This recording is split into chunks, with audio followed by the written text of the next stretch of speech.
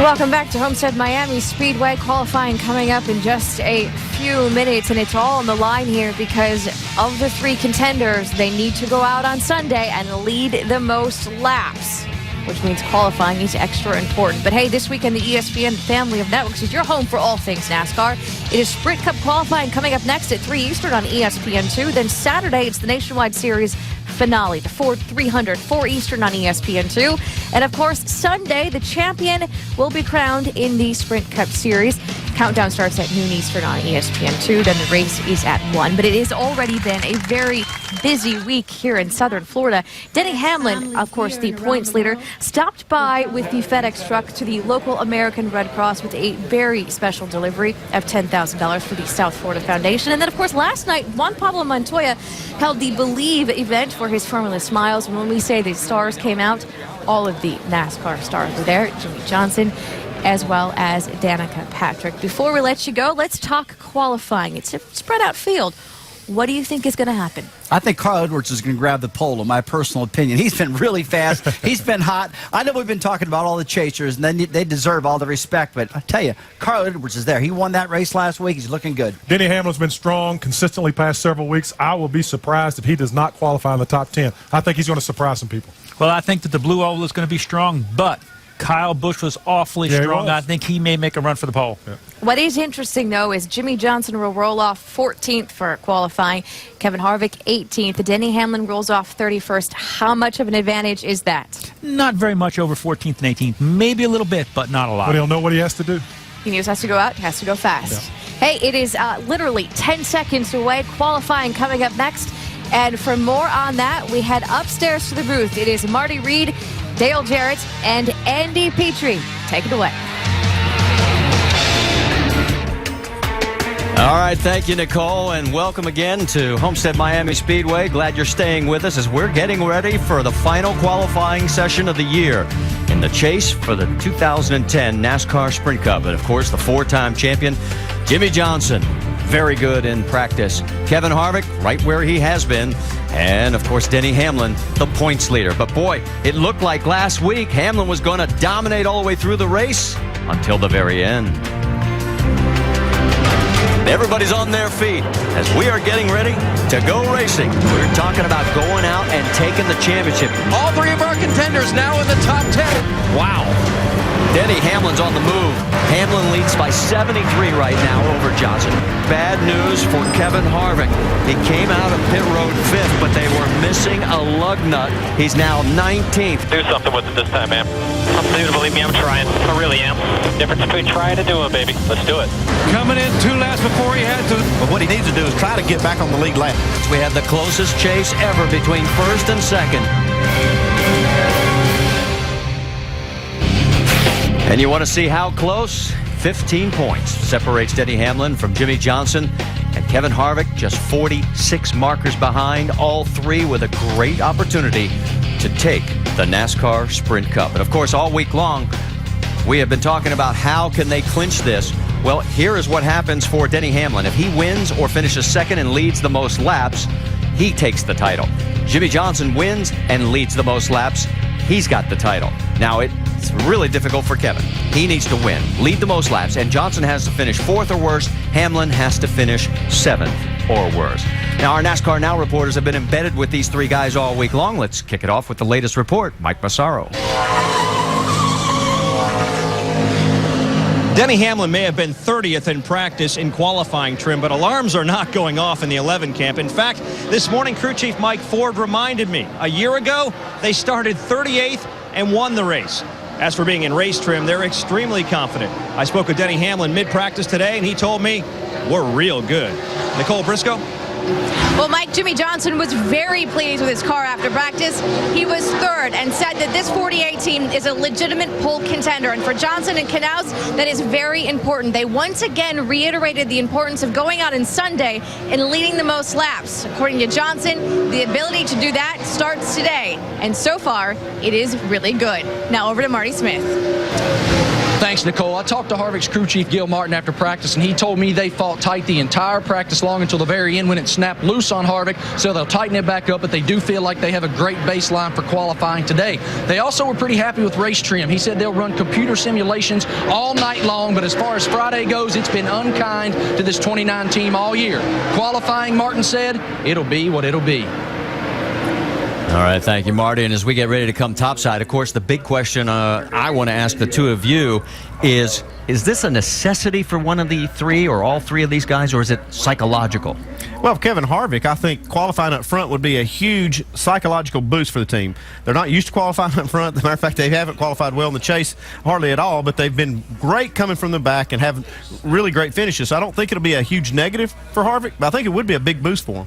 Yeah, and I look at Denny Hamlin. I think if they were that concerned, they might have gone about qualifying practice a little bit different. They knew that coming in here, they won from 38th starting spot last year. Why can't they do that again? But there is one guy, Jimmy Johnson, I believe, they came here qualifying on their mind. They know that of the 19 wins that Jimmy has in the chase, only one of those came from outside a top 10 starting spot. So they were really focused on getting as good a starting spot as they possibly can. And only 2 of Jimmy's 53 career wins have come when he started 20th or worse. What are these 3 thinking about qualifying?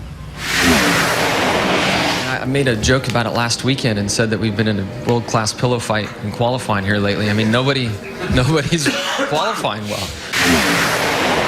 I'd love to sit up here and tell you that we were going to qualify better, but, you know, I don't know. I think our average is like 27, 26, whatever it is for the chase, so qualifying hasn't been our strong point.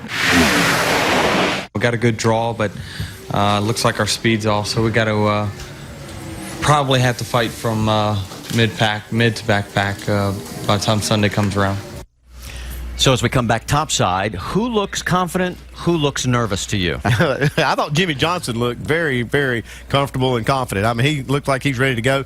And Harvick's Harvick. He's ready to do whatever it takes to win it. And, you know, he doesn't have anything to lose. So, you know, he doesn't have anything going on. But I do believe that I see a little nervousness in Hamlin. I don't see anything that's, you know, taking him over the deep end or anything, but I do believe he is a little nervous. Yeah, I'll agree with you with Jimmy and Harvick. They're just having a good time with this. But I think Denny Hamlin is too, and I think that what we're seeing is just his way of handling all the pressure and everything. I really don't think that it's upsetting him. He's having a good time while he's down here, going to basketball games, hanging out, just enjoying things. And I think that this is really just his way of saying, look, I'm serious about this. I'm going to do it my way, and I am having a good time. May not show that much that way, but what I've seen, I like. The part I love is Jimmy, every chance he gets, sort of digs the needle into Hamlin just a little bit more, saying, Denny, it's really hard to defend when you're up front. And, you know, you're just going to have to live with that. And let's take a look at the practice speeds, because Jimmy did smack him down, as he was never outside the top 15 and finished in the number 3 spot. And you see where Hamlin and Harvick 30th and 31st in practice. But we're about to find out who's put the right combination together for qualifying. We've got a lot of coverage. Let's show you what's going to be coming up on ESPN2. First off, as late tonight, 1:30 a.m., NASCAR Now, presented by Wrangler. Then 3 o'clock Eastern tomorrow, we'll have happy hour for the Sprint Cup Series. 4 o'clock Eastern, the Ford 300 at Homestead, Miami. And 7:30 Eastern, Sports Center for the NASCAR Sprint Cup Championship. Sunday's calendar, 9 a.m. Eastern on NASCAR Now. Noon with Countdown. 10 o'clock Eastern, the wrap-up show. And Sunday on ESPN at 1 Eastern, the Ford 400 at Homestead, Miami Speedway, where we will crown the champion.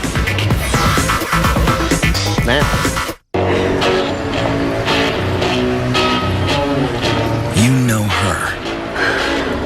We know diamonds. Together, we'll make her holiday. That's why only Zales is the diamond store. Here's to America's working hands. No, we mean America's real working hands. They broker deals with a firm shake. They do power lunches on a tailgate. And when they reach for a tool, it's Irwin Vice Grip. Like our groove lock pliers that adjust with the press of a button and never slip or pinch. So here's to the hands that keep America going strong. They may not be pretty, but they sure make us proud. Irwin Vice Grip. Reach for greatness. We're on the road with the General, talking to people about their auto insurance. You know, right now, finding the money every month to pay my car insurance is really tough. Did you get an online quote from the General yet? No, but a friend of mine did. Well, it's super fast, and you might save a whole bunch of money. Rates and monthly payments are low, and the down payment's as low as $59. And you'll get instant proof of insurance. Are you ready? For the best car insurance rates online, go to the General and save some time. Kid Rock, the new album, Born Free.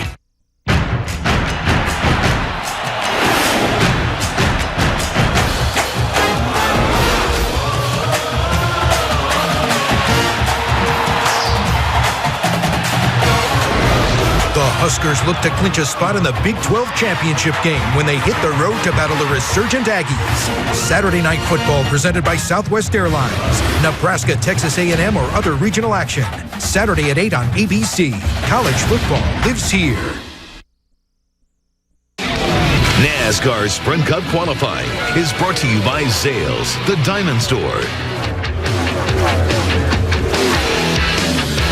Back here on a beautiful sunshiny afternoon as we are getting ready for qualifying. Let's talk about the keys to qualifying here at Homestead Miami Speedway. And for that, let's head on over to the Craftsman Tech Garage and bring in our own Tim Brewer. Thanks, Marty. First of all, when we determine qualifying, we do it by drawing numbers. Carl Edwards, he drew a number 5. So that tells me that Bob Osborne's going to have to tighten that car up a little bit because the racetrack's going to still have a little heat in it. It's going to be loose. But he was fast in practice. Look for him to be faster. But Denny Hamlin, he drew number 31. That's going to tell me that they're going to go after a fast qualifying lap. The racetrack's going to have a little bit of heat out of them. They're going to put on brand new sticker tires. And Denny, he's going to hit it as hard as he possibly can. Guys? All right, thanks, Tim. And you can see the first car that's going to be out will be Scott Speed. Still just a couple minutes away. Time for us to be able to check in the garage area and down on pit road with our 2 pit reporters. First up, Vince Welch. Well, Marty, the 3 championship contenders worked on their qualifying setups in this first practice today with varying degrees of success. Jimmy Johnson and his 48 team made no bones about the fact that they wanted to strike the first blow, show the other competitors that they were fast enough to sit on pole. And they did a good job of that. 3rd quickest on the speed chart, a little more than a 10th off the fast time. And they did tighten up the car just a tick for qualifying here this afternoon. Kevin Harvick and that 29 team, well, you know, qualifying's never been this team's strong point, and he was 31st in practice in qualifying trim. A strong starting position will simply be a bonus for the 29 here today. For the 11, let's go to Dave Burns. And Vince, here is that deep in the field starting spot on pit road that Tim Brewer just referred to. NASCAR has it chalked out for Denny Hamlin, but his car is not here right now. One of the reasons why they're a little slow to push up into line here is because they were making so many changes after the first practice. You heard Denny talk about being down on speed. Well, he certainly is that as we see the first car rolling right now. That's Scott Speed. He's down on speed, so they went to their teammate. Kyle Busch was 2nd fastest in that practice. They flipped the entire setup on Hamlin's car to what Kyle had been running. And Denny even had a conversation with Kyle to find out the characteristics of the car on the track today. Marty, we got action on the track, guys. We certainly do. As you were finishing up, Scott Speed through turn 2 on the first lap. Looked like he got up very close to the wall and may have brushed it. Yeah, I don't think there's any doubt that he brushed it. You know, this is Rusty Wallace has been talking about it. You see the damage on the right side about how close you have to run to this wall, and just you slip just a little bit. Doesn't take much to get into the wall. And Speed's qualified well here. His 2 years prior, 2nd in 08, 2nd again in 09.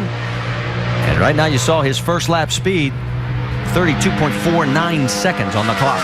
I know you guys talked about it in practice, Dale, but the wind is really strong, and it's blowing down down in that corner a lot faster than they're going into turn 3, and that's probably one thing throwing them a little bit. Yeah, it's taking them down there, and then once they get down in the corner, it's blowing straight across the corner down in 1. And I think that's having some effect too. Look at the improvement between first and second lap. 1.28 seconds quicker in that second lap. And let's show you exactly how he brushed that wall and slowed him down on the first one.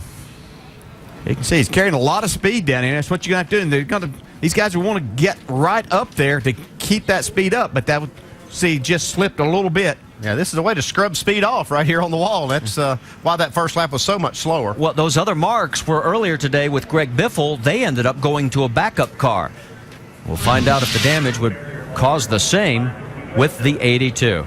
Yeah, they're going to go out and inspect the track. So while they do that, we'll step aside for a quick break. And qualifying will continue. Only Polaris delivers true razor-sharp performance. only trail-capable side-by-side, the 50-inch Ranger RZR. The only true sport, RZR S. And the only 4-seat sport, RZR 4.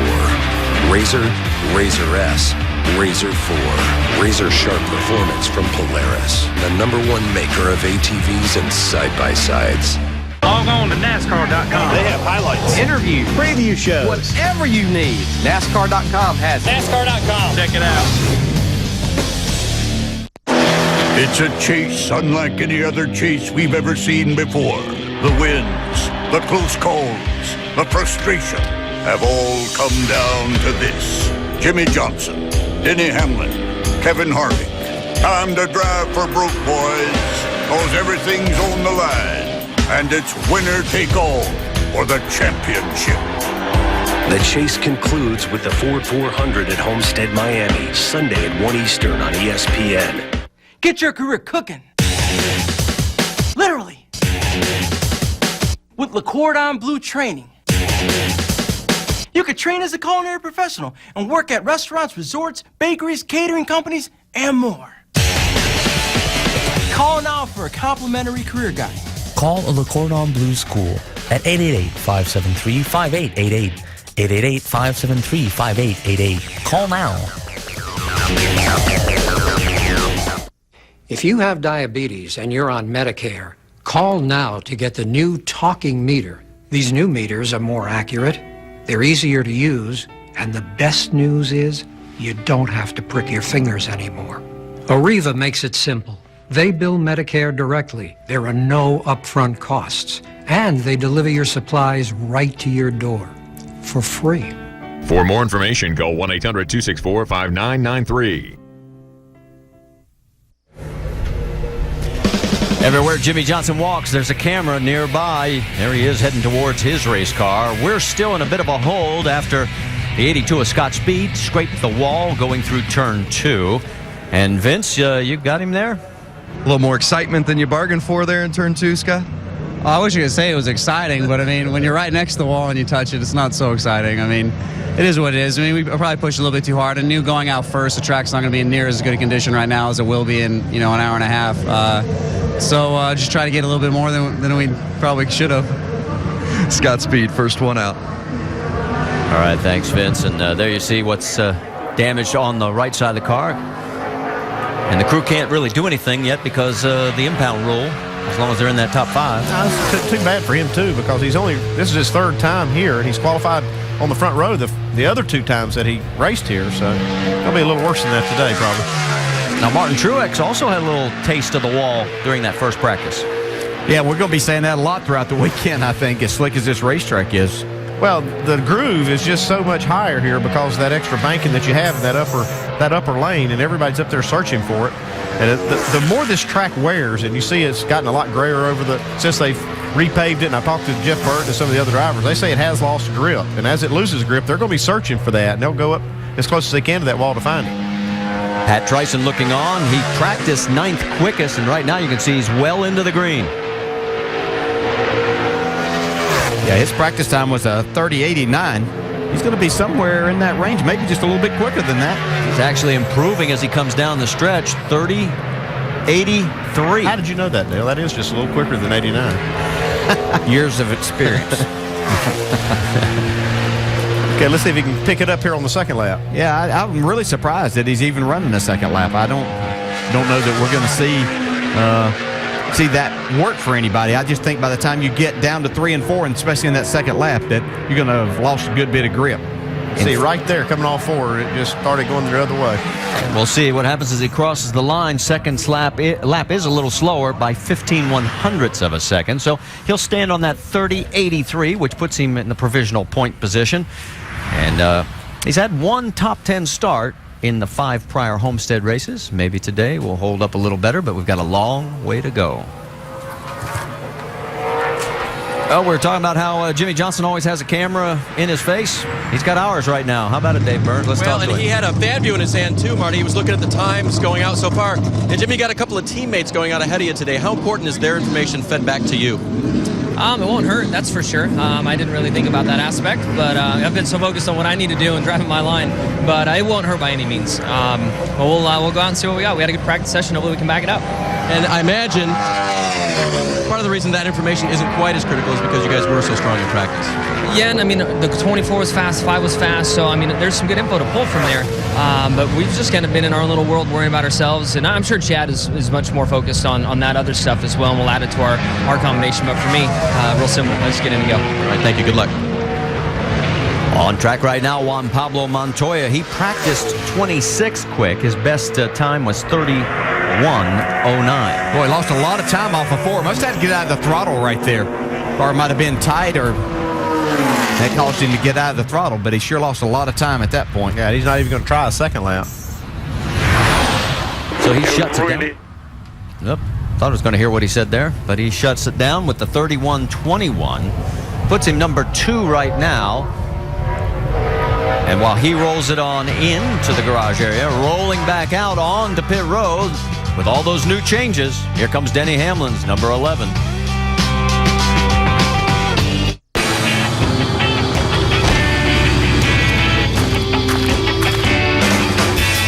Whoa! What is that? I hope your grill is ready for the meat tree. Awesome. Yeah, what are you bringing? Oh, all I had time to get was ESPN's Mike Tirico. Hey, Mike. That's cool, too. I know. Start up your night with GMC and Monday Night Football on ESPN.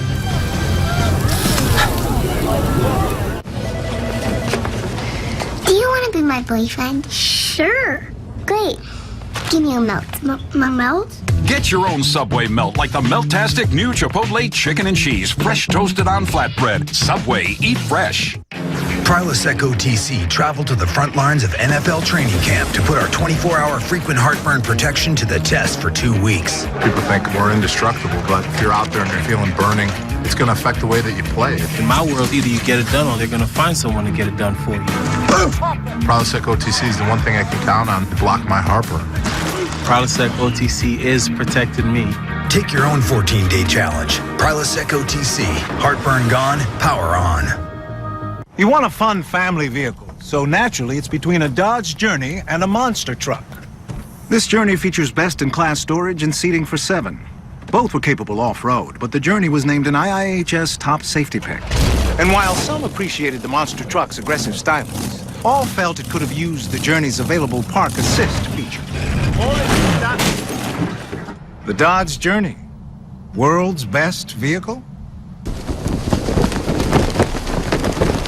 Our dad used to say, when you work hard for something, protect it. That's why he got Nationwide Insurance more than 30 years ago. We're still with them today because no matter what changes in our lives, whether it's starting a business or building a house, having kids or buying a car, with an on-your-side review from Nationwide Insurance, we get the coverage we need at the right price for us. Call 866-500-5555 for a quote today.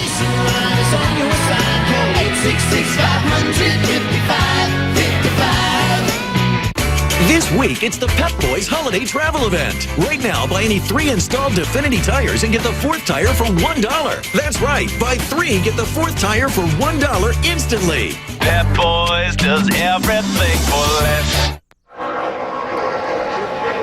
Well, the 7 of Kevin Conway turns in a 1-lap effort of 31.62 seconds. That is the slowest of the 4 cars that have gone so far, but they're locked in based on owner points. So Kevin Conway will be around the race on Sunday, and coming into view will be probably the hottest guy right now in all of NASCAR between Nationwide and Cup. Well, since we left Texas, I don't think anybody's beat Carl Edwards. In any practice, qualified race, whatever it's been. He's definitely getting it done. Be interesting to see. What we've seen are most cars until, like Montoya, lost a lot of speed off of turn 4 there. They were pretty close to what they were running in practice so far. Well, he was fastest in the morning practice. He's in the green right now. He started on pole in 05, won this race in 08. Look at this. He's flying, man. Look at that thing. It's really going in the green. Yeah, it's going to be a good bit quicker than practice. 30-55. By 0.3 of a second. Is he going to go for number 2? Nope. Decided to slow it on down once he knew he had it. Be hard to pick up on that one. Well, let's talk to the man who's now been bumped down to the number 2 spot. That's Martin Truex. How about it, Vince? Yeah, Martin said, hurry up and talk to me before Carl gets out there. He knows how fast Carl's been, but you had a good lap, too. You picked up from practice?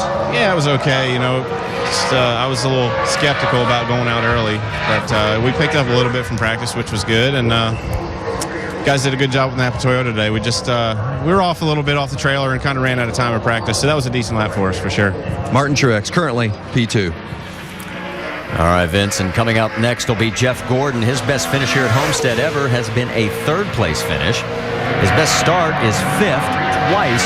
And here is an interesting note, especially when you're thinking about Jimmy Johnson needing to probably win this race. If Denny Hamlin has a great day, no Hendrick team has ever won this race.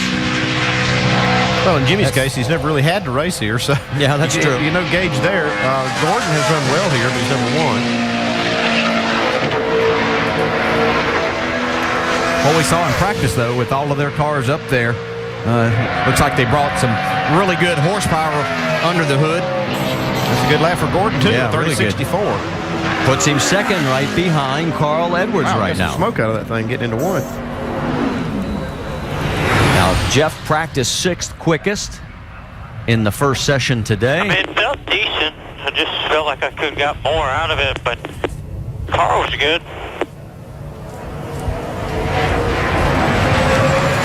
While he rolls in, let's talk to another one of our top 3 in the points, Kevin Harvick.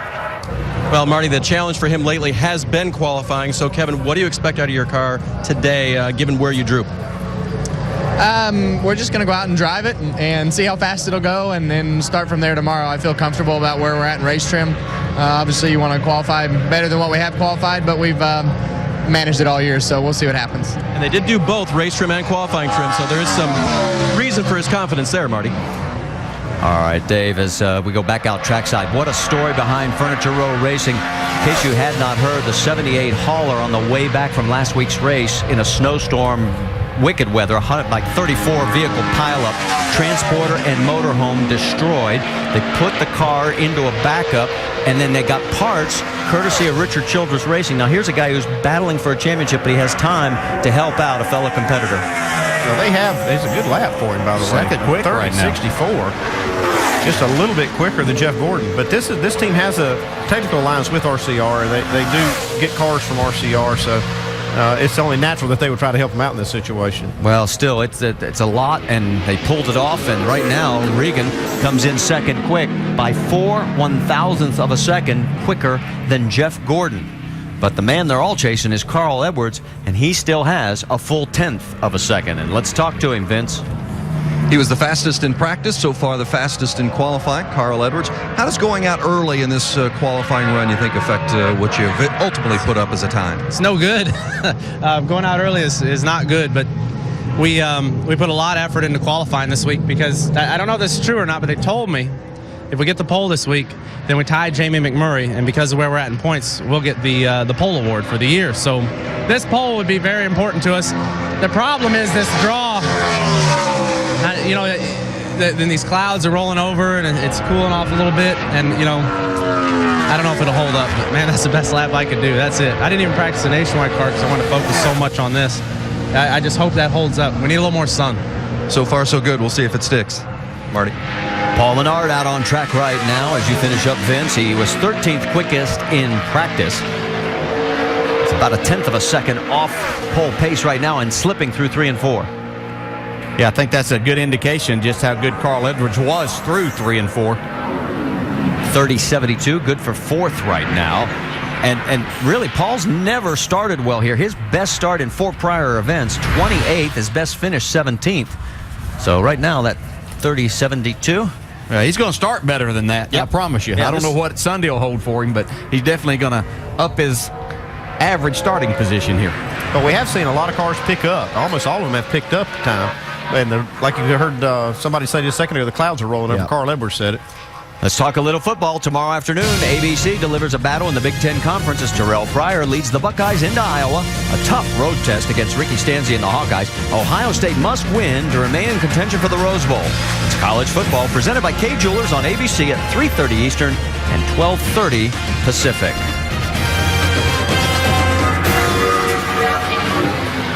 Back here at Homestead's Miami Speedway, on track now, David Reagan, and boy, he's running that high line snug to the wall. Yeah, you can see already getting some shade down there in 1 and 2. So that's going to allow these guys to go a little bit quicker through that part. David, the 9th car to roll out here. Practice 12th quick this morning. Good lap here.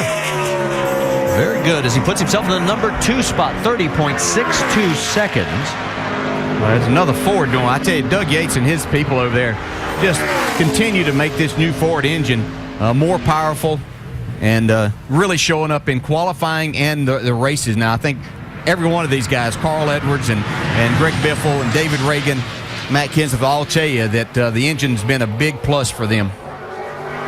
Well, speaking of Jeff Gordon, let's talk to him as Vince has caught up with him.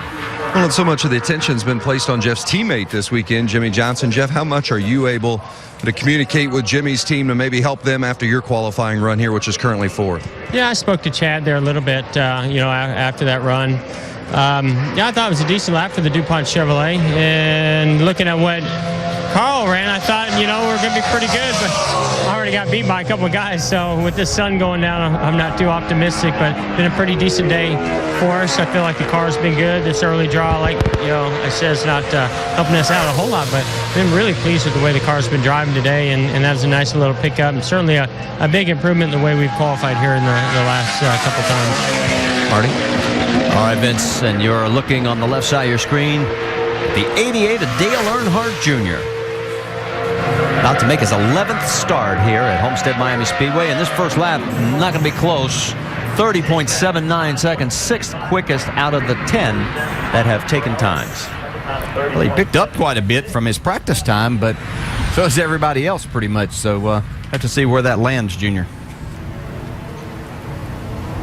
He's never really finished all that well here at Homestead. In those 10 prior races, his best finish was 13th, and that was the very first year back in 2000. Right now out on track, it'll be Elliott Sadler coming up next. Of course, this will be Elliott's final ride in this number 19. He's on the pole at Texas, the last mile and a half we ran, so talked to him in the garage area just earlier today and asked him if he had the same car, and he said no, but he did have a fairly new car he was really confident in.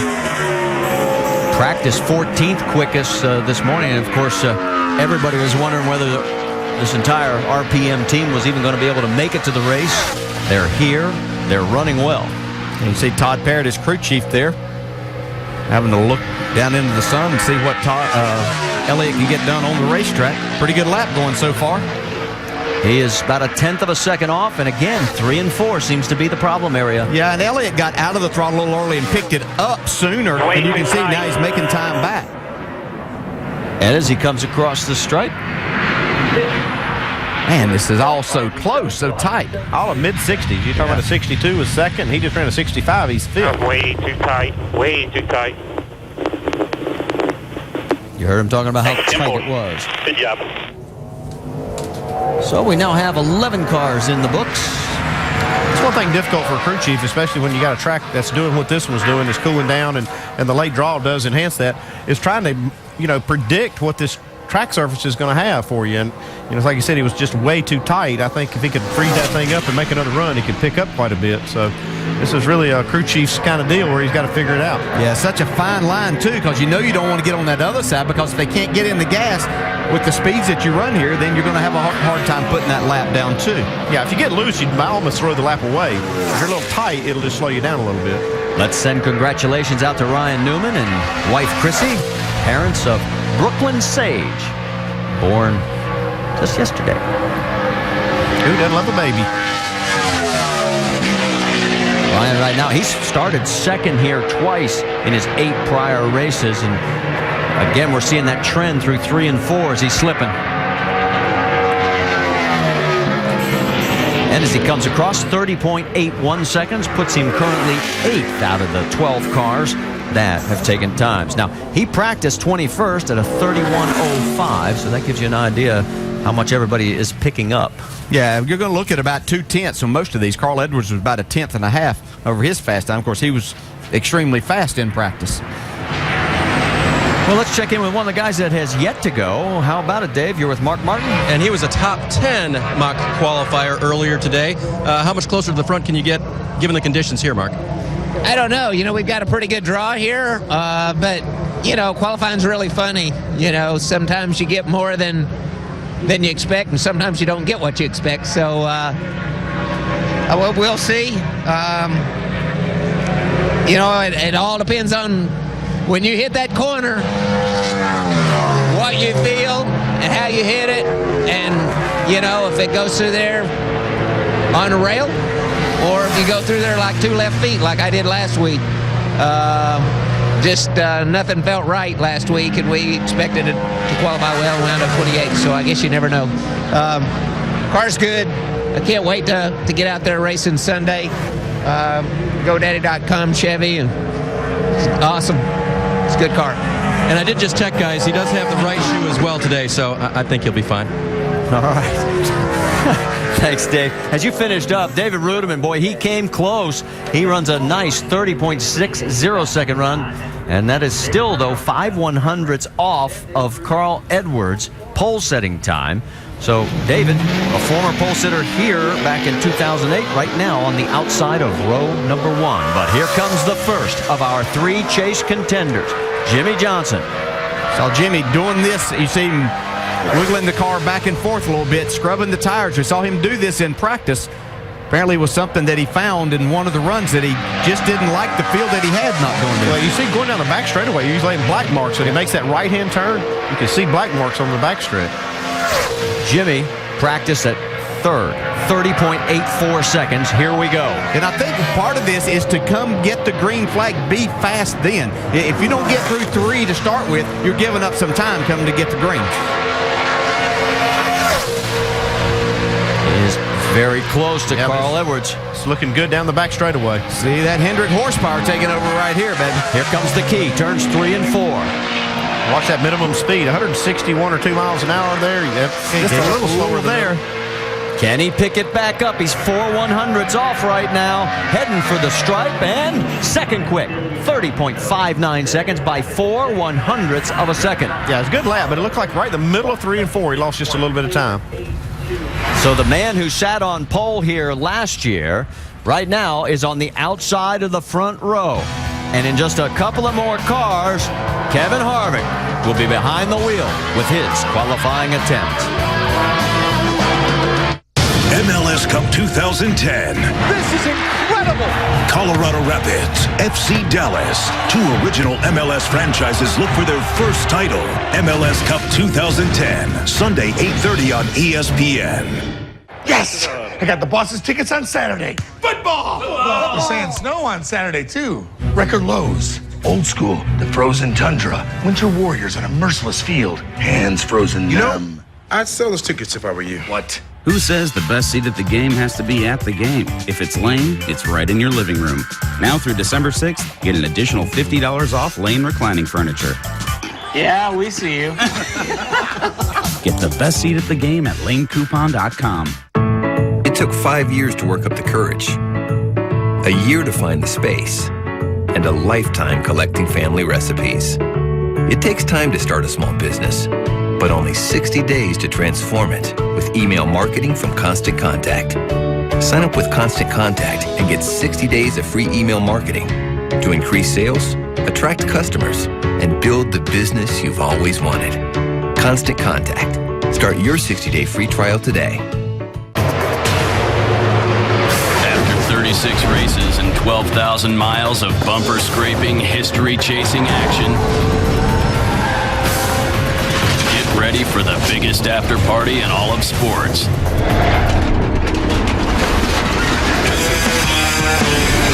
It's the NASCAR Sprint Cup Series Champions Week celebration in Las Vegas.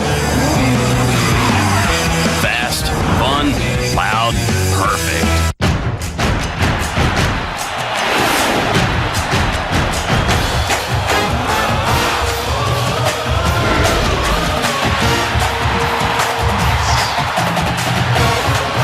It's a must-win for Ohio State as they battle Iowa, with the Buckeyes' dreams of a Big Ten title and a spot in the Rose Bowl game on the line.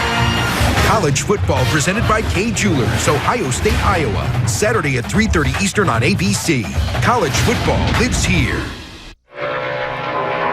Back here at Homestead Miami Speedway, where qualifying is continuing as we're getting ready for Marcus Ambrose right now. His last ride in the 47.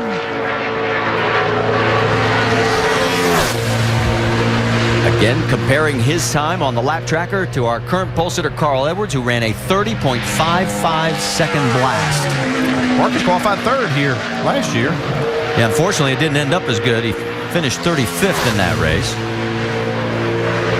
Led a total of 4 laps, but right now he's not going to be close to that pole position. In fact, 9th quickest right now, 30.74 seconds.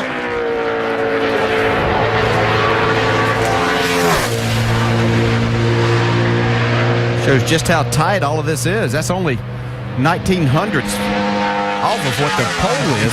He's back in the 9th spot. And he's the 3rd car out of the 15 that have taken times to go for a second lap, and it's not going to help.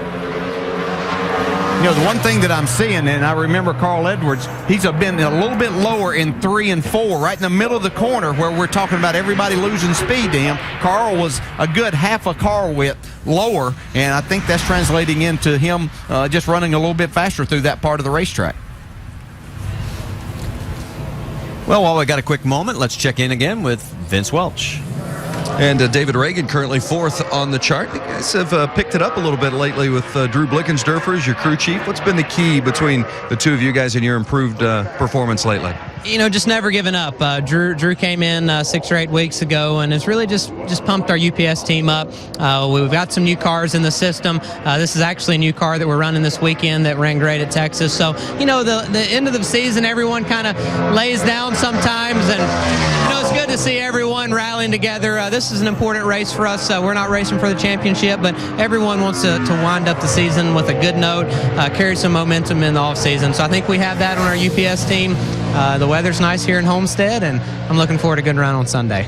Yeah, well done in qualifying. David Reagan. Marty? Good run right now for Jamie McMurray as he is flickering into the negative right there as here he comes through 3 and 4. Yeah, a lot different line than we've seen anybody else run, much lower on the racetrack. That's going to get him on the pole right now. It's going to do it as he hang on. It's going to be awesome. No, right at the end. McMurray. Man, it didn't look good for a minute. Spoke a little too soon. By 2/1000th of a second. Oh, so close. But Carl Sorry, Edwards, I thought I had it there. That was good. dodges another one. Well, you don't know how close it was, Jamie. So Jamie, a former pole sitter here back in 03, finds himself alongside Carl Edwards, at least for the moment, out of the 16 cars that have taken times. That brings us now to the second of our 3 chase contenders, Kevin Harvick. You see his best start here at Homestead, 5th back in 08. Well, he'd love to start that good on Sunday.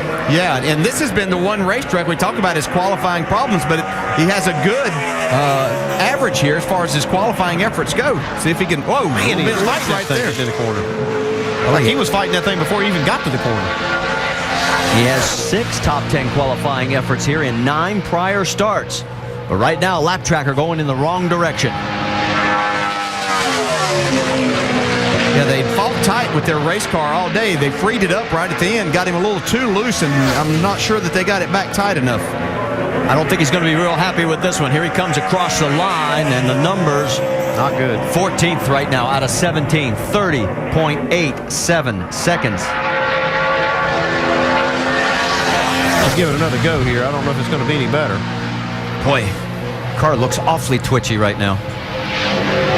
He's giving it up. And that's kind of what we noticed in practice. He was really having to fight the car, center of the corner and exit, but this all started as he entered turn 1. Well, while Kevin rolls it on in, he'll have to wait and see how far back in this field he will really start. When we come back, we'll talk to Jimmy Johnson, who's sitting 3rd right now. Here's to America's working hands. No, we mean America's real working hands. They broker deals with a firm shake. They do power lunches on a tailgate. And when they reach for a tool, it's Irwin Vice Grip. like our groove lock pliers that adjust with the press of a button and never slip or pinch. So here's to the hands that keep America going strong. They may not be pretty, but they sure make us proud. Irwin Vice Grip. Reach for greatness. Okay, well, we got all the loan documents taken care of for your new car. All I need now is just a copy of your insurance card. Just a moment. What is he doing? Getting an online insurance quote from the General. Need auto insurance right now? Log on to thegeneral.com for a low rate, low monthly payment, and a down payment as low as $59. You'll also get instant proof of insurance. For the best car insurance rates online, go to the General and save some time. It's a chase unlike any other chase we've ever seen before. The wins, the close calls, the frustration have all come down to this. Jimmy Johnson, Denny Hamlin, Kevin Harvick.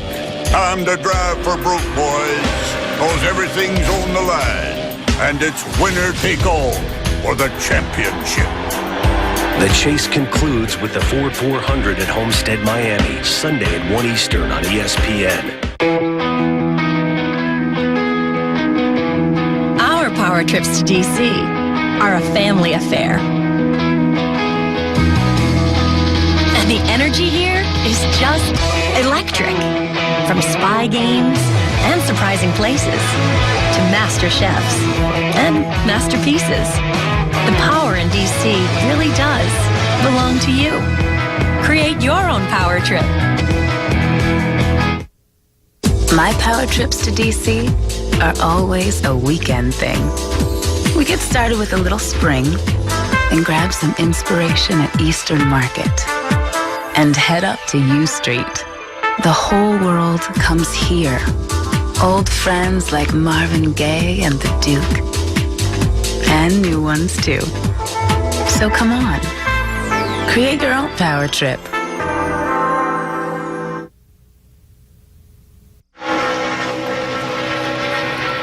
You're looking at David Gilliland as our qualifying coverage of the final race of the 2010 NASCAR Chase for the Sprint Cup continues.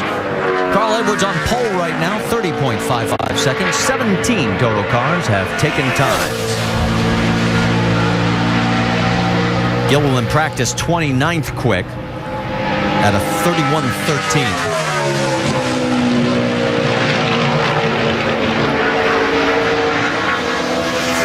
This is not going to be a very good run based on lap tracker, and you can see he's about 0.4 of a second, now almost 5 better than what he practiced. A 31.04 puts him 15th right now, right behind Kevin Harvick, who is 14th. And he'll bring it on in. So that will give us now 18 total cars that have taken times. And as we promised, let's talk to Jimmy Johnson. How about it, Vince? Yeah, fairly pleased, I think, with that qualifying run. Currently third on the board. What'd you think of it? Yeah, it wasn't bad. Certainly a good lap, and to pick up as much as we did from our run earlier today. We normally pick up half of what everybody else gets, and I think I picked up more than anyone at this point so far, especially the top couple guys. So real happy with that lap. We'll see where it ends up. Obviously we want to be as far forward as we possibly can, and we're off to a good start. How do you think the times are going to change as we get deeper into the qualifying order? It's hard to say. I mean, it's a bit windy now. I don't know if as the sun goes down, if the winds are going to pick up more and cause more bumps for the guys. I know I could feel the wind pretty bad into one, and it didn't get the line that I wanted into one with the wind pushing me down the back, or down the front stretch, I should say, off into the corner. So we'll see. It's a tricky track right now. You have some grip, a lot of wind, and we'll see how those guys do. Jimmy Johnson currently third, Marty. And Kurt Busch for the final time that we'll see him in the Blue Deuce. Next year he switches over to the 22 with the Pennzoil Dodge sponsorship. Brad Keselowski will be behind the wheel of the number 2. How much all that Jimmy was saying was for Denny Hamlin's benefit? Think he has a little head game going on there? We've seen another side of Jimmy. It's been kind of fun to see this because he had never been in this position. Be careful about that wind going down there. Yeah, it's really wicked. 30.69 seconds. Kurt in the number 9 spot right now out of the 19 that have taken times. While he's bringing it on back, let's take a look at the motorsports calendar. We've got a big full plate. Here is what's on ESPN2 starting tonight, late night, 1:30 a.m. NASCAR Now, presented by Wrangler. 3 o'clock Eastern, happy hour. And then 4 Eastern tomorrow, the Ford 300 right here at the Speedway. 7:30 Eastern, we'll have Sports Center at the NASCAR Sprint Cup Championship. Then on Sunday on ESPN2, it's 9 a.m. for NASCAR Now, noon for Countdown, and then the post-race, 10 o'clock Eastern, NASCAR Now edition. Sunday on ESPN, 1 o'clock Eastern, it's the Ford 400 from Homestead Miami Speedway, and we will finally crown a champion. Joey Logano out on track right now, and boy, you want to talk about somebody who has been hot through these chase races. Yeah, he's gained 5 positions in points, 16th since the chase started. Yeah, and they're starting to do the things that they talked about. They needed to become more consistent up towards the front of the pack to get themselves in a chase position for next year. They're doing exactly that. Joey comes across 11th right now, 30.74 seconds. And we talked about how hot he was. He has scored the 4th highest total of points of everyone during this 10-race stretch in the chase. And while he rolls on out, Vince is caught up with Jamie McMurray. So close to another pole. Jamie McMurray took it right to the line there. What was there a difference? Was there a time you felt like, let it get away? Well, I was loose coming to the green, and then I went into turn 1 kind of expecting to be loose, and the car got a little tight. But then back through 3 and 4, it felt awesome, and I heard Bono come on the radio and start screaming like he thought it was going to be a really good lap, and I knew that I carried a lot of speed, what it felt like off of 4. You know, you run laps, and you have laps sometimes that you feel like are pole laps and some that aren't, and that felt really, really good. I suspect somebody, if it cools down, will go quicker, but our Bass Pro Shop Chevy has been really fast right off the truck, so we should have a solid weekend. Well, they've had a good season, and so close, currently P2, Marty. And Tony Stewart, a 2-time winner here at Homestead Miami, on track right now. 15th quickest in the practice session. He's about 0.2 of a second off pole pace.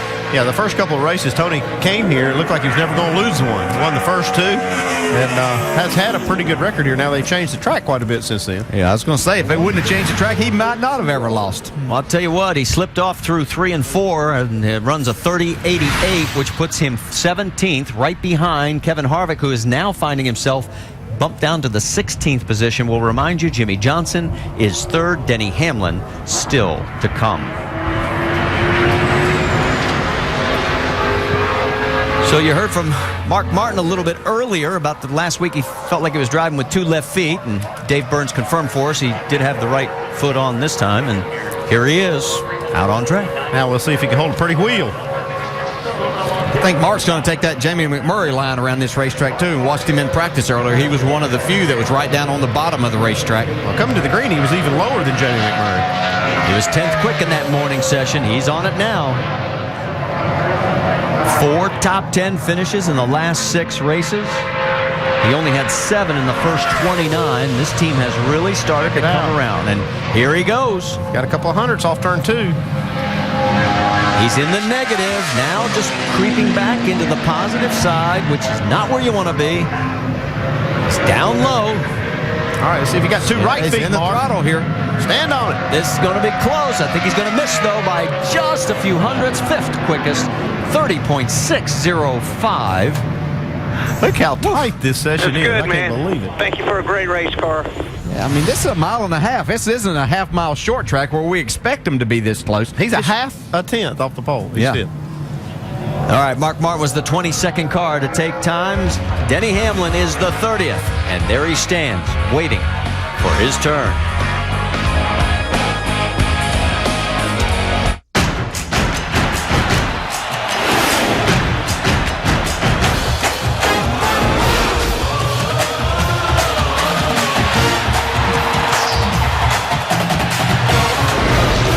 Huskers look to clinch a spot in the Big 12 championship game when they hit the road to battle the resurgent Aggies. Saturday night football presented by Southwest Airlines. Nebraska, Texas A&M, or other regional action.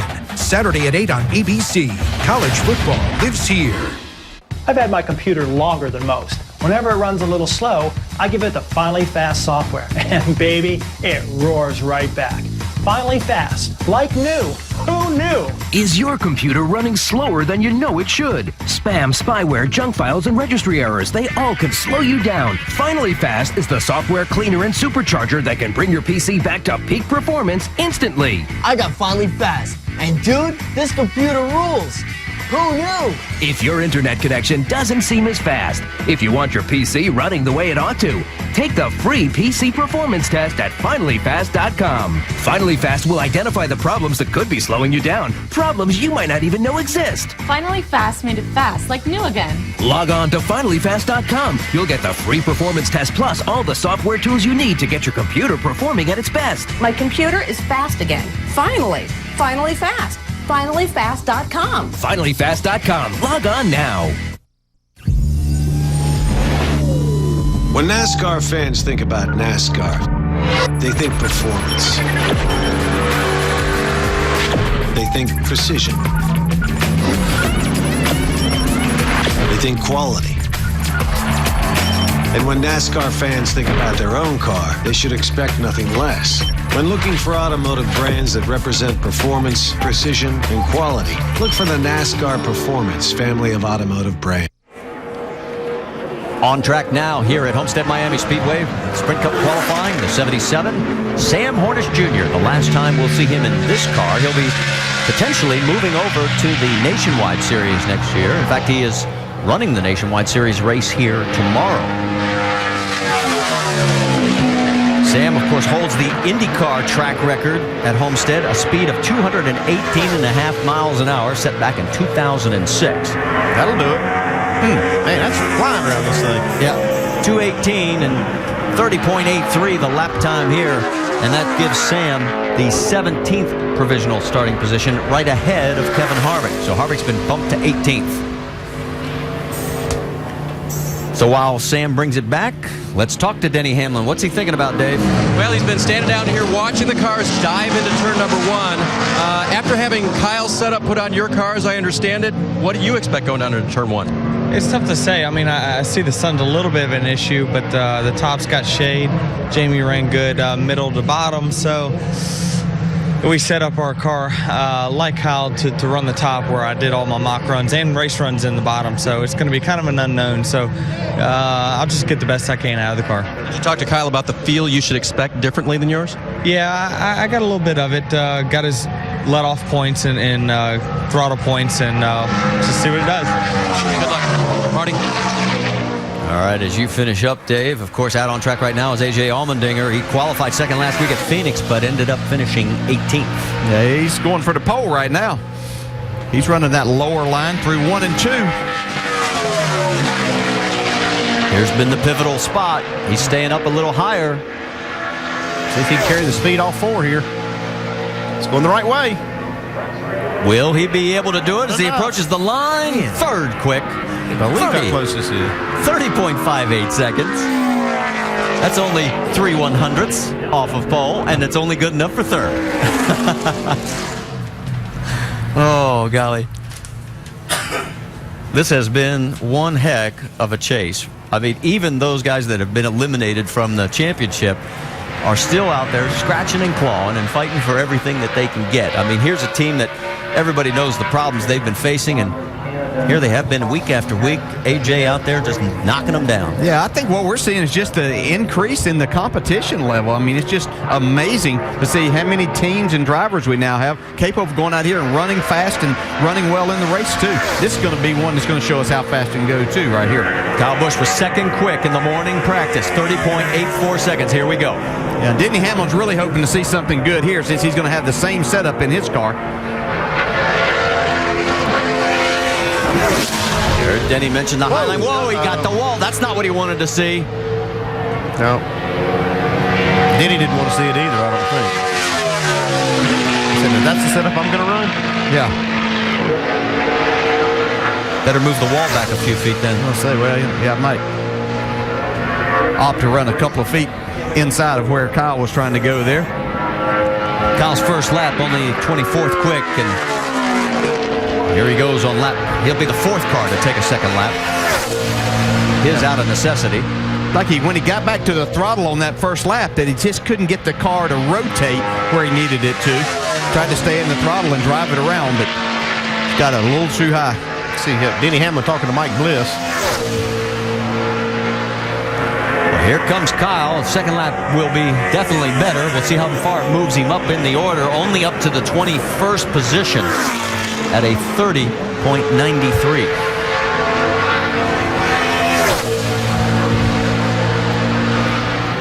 So Kyle will not be happy. Now the question is, did he really hit the wall or did he just get real close to it? We saw a lot of dust kick up. Let's see. And I don't think he did. I may not have ever got maybe that. Close, maybe though. not. Just lost a lot of grip. There's a lot of sand we saw kicked up. I thought it was that's the view we had, and it looked like he for sure that he did. So he did not. No, look at it. The M&Ms are in perfect shape. They're still bench racing. What is it about you drivers? You always talk with your hands. Hands and feet, that's what we got to use. All right, let's talk a little bit about the 4th-ranked Broncos because they're going to return to the blue turf tonight on ESPN2. Chris Peterson, Kellen Moore, Boise State. They host WAC rival, the WAC Conference, Fresno State. Another win keeps Boise State in the hunt for a place in the BCS championship game. It's college football primetime on ESPN2 tonight at 9:30 Eastern. Also available online at ESPN3.com. Scoreboard will be going crazy out there tonight. Some points put up.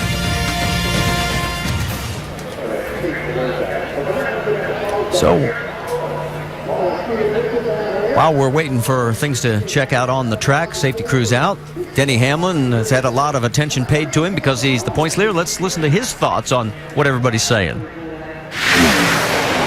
Since this is my last press conference and all for the year, I'll say if he keeps bringing up my name, he's pretty much worried about me. That's all I'll say.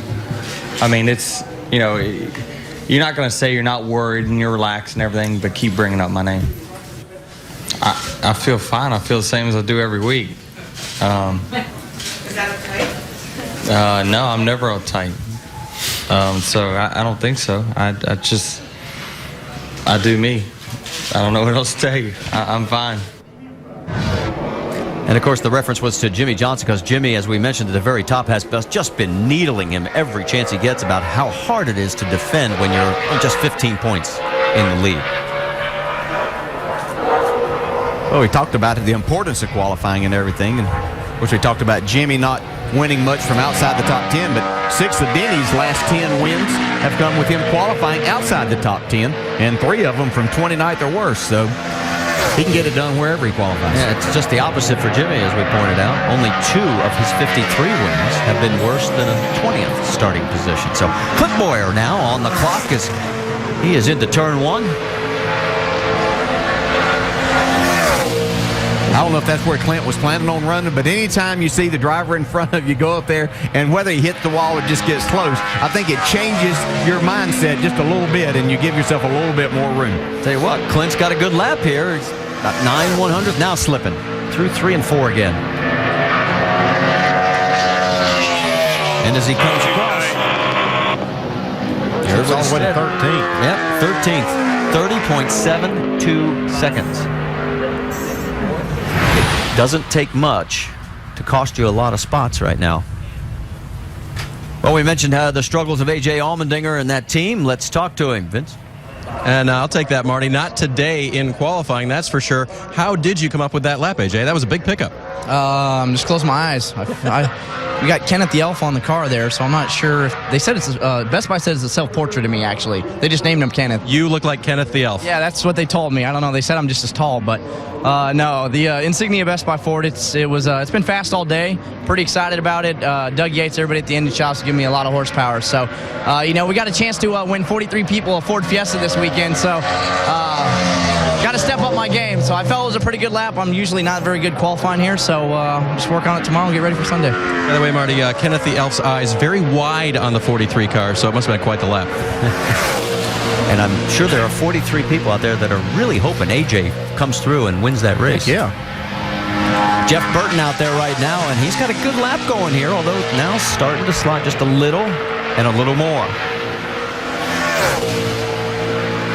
Finished second in this race last year. His best starting position has been 5th. He's coming back after getting around turn 4, but not good enough. 30.67 seconds. That'll put him in the 11th position. It's actually pretty good for Jeff Burton. I think he'll be happy with that. That's almost stellar. Yeah. The way he goes about things, so make his life a lot easier come Sunday. I was aggravating him in the garage a little bit earlier, asking if he had his Texas car here, him and Todd. He said, no, that one won't run again. Go and tell us what else you was aggravating about. To back that up, he started 40th last week at Phoenix, ended up finishing 19th in that race. And boy, at one point, he was really coming. He was talking about that deal that happened between him and Jeff Gordon. He said that neither one of them really gave each other enough, or the racetrack enough respect. They were going so fast, they didn't know they were going that fast. Just a few more cars before Denny Hamlin goes out, and that's the reason why he's climbing behind the wheel. You saw he and Mike Ford have a exchange right before he did that. And we go back out on the track with Travis Quapple. Yeah, watching Denny get in there, it's always interesting to see the different drivers. Some like to get in really early, just kind of sit in there and kind of get in their world, and others like to wait until literally there's only a car or two right there in front of them, and they feel like maybe that relaxes them a little bit more to stay outside. Yeah, it's like Juan Pablo Montoya. He didn't want to talk to anybody before qualifying. Nothing from the media. Just leave me alone. You learned that the hard way? Yeah. I learned that years ago. Quapple comes across the line, 31.05 seconds and 25th. So we now have 28 cars that have taken times, and if you're wondering where our championship contenders are, Jimmy Johnson is now 4th. Kevin Harvick has been bumped all the way down to 21st, and Denny Hamlin is just 2 cars away from going out.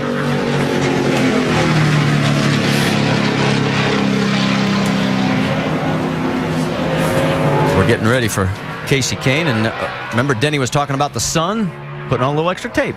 Yeah, and this will be a problem on Sunday. It's definitely going to be a little bit of an issue now as you get down into turn 1, but come Sunday, we're going to be getting closer to the end of the race right here, and it becomes a real issue. Well, and it's one of those things we'll talk more about in our happy hour coverage tomorrow, because remember, this race is starting 2 hours earlier than it did last year, and it will not end deep into the darkness as it has in the past. That's right. Better watch this driver right here. He might give Carl Edwards a run. Casey Kane, 7th quickest in the morning session at 30.88 seconds. Yeah, he's starting to get in the groove over there at Red Bull. They're starting to figure out what he needs to go fast. It's like he's got something going down the backstretch. Boy, he is on it and in the green. Slipping. Can he hold on to it? Too far. He might be all right. He may have it. Way now. You were right, DJ. It looks like we're going to have a new pole sitter. The Red Bull 83, 30.52 seconds. By 3/100ths of a second. Could be his second pole here at Homestead if it holds up. Of course, coming up next, it will be the points leader, Denny Hamlin. And of course, last year started 38th. And here is where he ended up, leading everybody to the checkered flag. And this was the turnaround race for this team because they knew they could do the 1.5 miles. Started 38th, came all the way back through the field to win it. We're going to be there, I promise you. I promise you in the next couple of years we're going to win a championship. And he's on the verge of potentially doing it this year. He's on the clock right now. Time he's trying to beat, 30.52 seconds. Yeah, he's never started better than 25th here, though, so it's not a place that he really enjoys that qualifying. Look just like his teammate. Exactly like Kyle Busch going through that corner. Put the same setup in there, I guess. And unfortunately, as you can see by lap tracker, the same result. Gave himself a lot more room down on the other end. Were you the one saying he wasn't nervous? He might be nervous now. Run a second if you have to. Yeah, you heard Mike. Run the second, and he may have to. 27th right now. That's worse than Harvick's time. That's always a risky proposition when you throw something in the car and you have to go run a fast lap at a fast racetrack. You just don't know what to expect when you plan on running up against the wall. Second lap is tracking a little bit better, but I don't think this is what they were hoping for. But remember, as we said, he won this race from 38th last year. He'll be 25th right now. 30.96 seconds. That is behind Kevin Harvick, who right now is 22nd.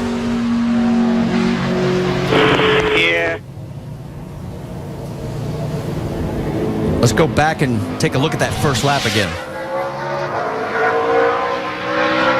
I mean, he's in the tire tracks of Kyle Busch where he ran his qualifying lap. So right now, Jimmy Johnson is in the 5th spot. Harvick 22nd, Hamlin 25th.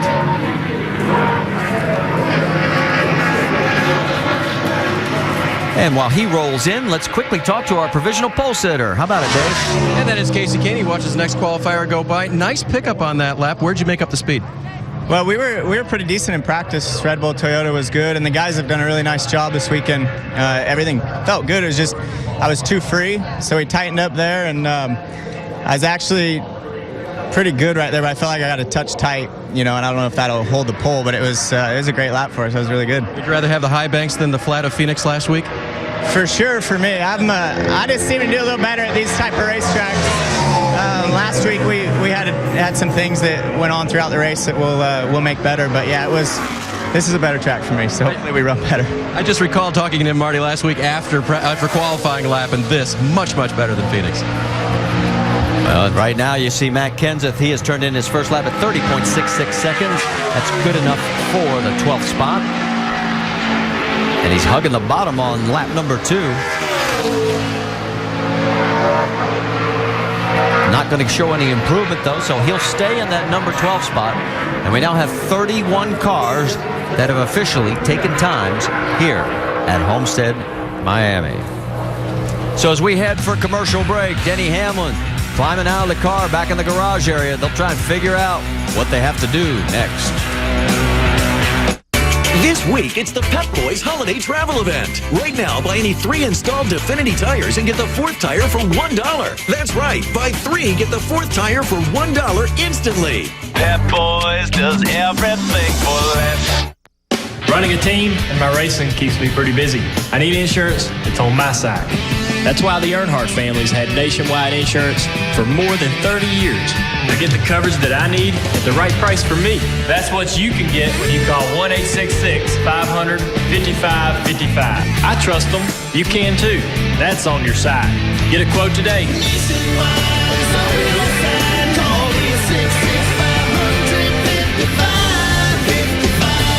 We got ADT because I walked in on a burglary once. The physical damage was pretty bad. The emotional toll was even worse. Our daughter had nightmares. What that robber really took from us was our peace of mind. With ADT, we got it back. Every 15 seconds, a burglary takes place in the United States. Help protect your family with a fast alarm response of ADT. A single ADT system can help protect you from burglary, fire, and high levels of carbon monoxide. When an alarm is received, ADT can call the local authorities for help. And you get this monitored protection, plus great local service, all for about $1 a day.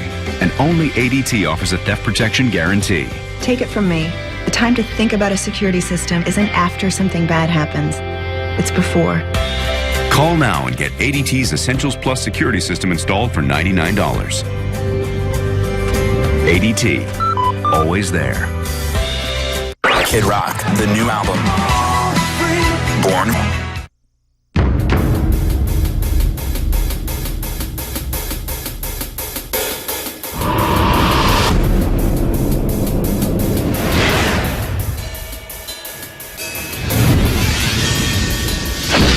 Some athletic uniforms are designed to wick away moisture.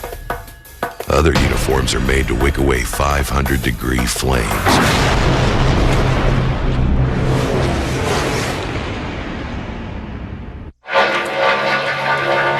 On the track now is our newly crowned NASCAR Nationwide Series champion, Brad Keselowski, making his final drive in this number 12. He'll be moving over to the Blue Deuce next year with the Miller sponsorship. And he's got a pretty good run for the effort, although it's falling off again through turn 4. Comes across, and he'll be in the 17th spot at 30.73. Let's check in. Vince? Well, we know Denny Hamlin won this race a year ago from the 38th starting position. Probably not what you would like to do do again, but how difficult was that qualifying lap? Yeah, it was tough. I told him it looked just like Kyle's lap, that's for sure. But no, it's just that I got a feel for it. It was too tight right there, and his setup was quite a bit tighter than ours, and it looked just like it. So we didn't improve, and but our car's gonna be fine tomorrow. We know that, and this is a track you can pass. So we're looking forward to that part of it. Fridays have just never been our strong suit, and so we got to battle back again. Qualifying complete, onto the race, Marty. And still has a smile on his face as he heads back into the hauler. Out on track right now, Eric Almirola. He practiced the fastest in nationwide practice just a little bit earlier. And he's way up there. Whoa! Did he get loose coming out of 2?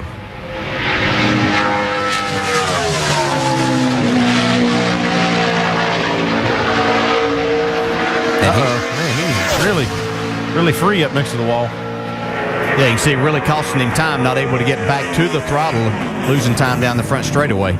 Good for 22nd right now, 30.82 seconds. And every time you see that, what it means is Kevin Harvick and Denny Hamlin get pushed a little deeper into this field. Harvick now 25th, Hamlin 28th. You want to see a little comparison? You mentioned, you heard Denny say, yeah, it looked a lot like Kyle's run. Let's give you an idea of just how much it looked like it.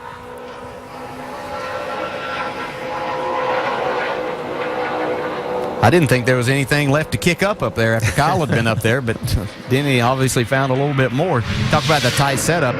They didn't know it was going to be that tight going in, but it would probably been more suited to run lower on the racetrack with that, where you've got more room and you be able to use the throttle a little bit more. On track now, 3-time Grand Am champion Andy Lowley. He's been in 6 Cup races here in 2010. He's the 34th car to go out. He was only 41st quickest in the morning practice. You can see by lap tracker he's a good 0.3 of a second, now almost 4 behind. It's going to be a pickup from what he ran in practice, though. Well, and he actually is quicker than Denny Hamlin. He moves into the 28th spot, 30.95. Hamlin at a 30.96. So Hamlin's now 29th on this provisional grid with a lot more cars to come. Lowry's running their second lap, but it's not going to help him. No more experience than he has in these cars. It helps him to run this and find out that you're not going to be able to do that, and what the field difference is from that first to the second lap. Dropped off about 2.5 tenths on that second lap, so he'll stay in that 28th position. And as he coasts on out, we'll coast on towards a break. And Casey Kane still talking about that nice run. He sits on the pole right now. There were 3 moments in Colin Cowherd's life that created his voice. His persuasiveness developed after the famous ice cream turkey sandwich trade of 1982. If we're talking proteins and nutrients, I'm the one losing. His subversive rage stems from getting cut from the JV gymnastics team. Can't believe it. And fact-based opinions were honed in the high school debate club. And that's why any animal you can't feed after midnight or get wet is a terrible pet. Hear the voice of Colin Cowherd, only on ESPN Radio. Unexplainable feats of strength. Cats morphing into croissants. Ninjas still working out the kinks. Just when you thought the internet couldn't get any more awesome. Now you can catch your favorite ESPN shows like SportsCenter, Pardon the Interruption, and Monday Night Football live online. Finally, the internet has reached its full potential. Find out how to watch ESPN live online at ESPNnetworks.com.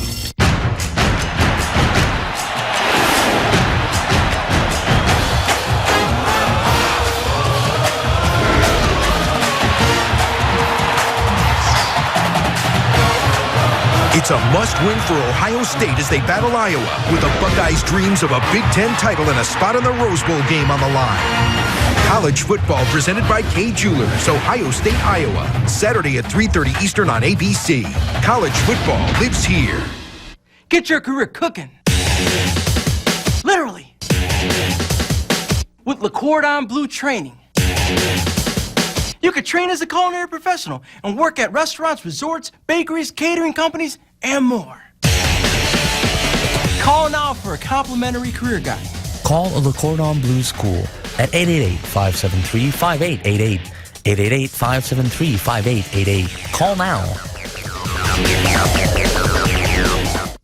If you have diabetes and you're on Medicare, call now to get the new talking meter. These new meters are more accurate, they're easier to use, and the best news is you don't have to prick your fingers anymore. Arriva makes it simple. They bill Medicare directly. There are no upfront costs, and they deliver your supplies right to your door for free. For more information, call 1-800-264-5993.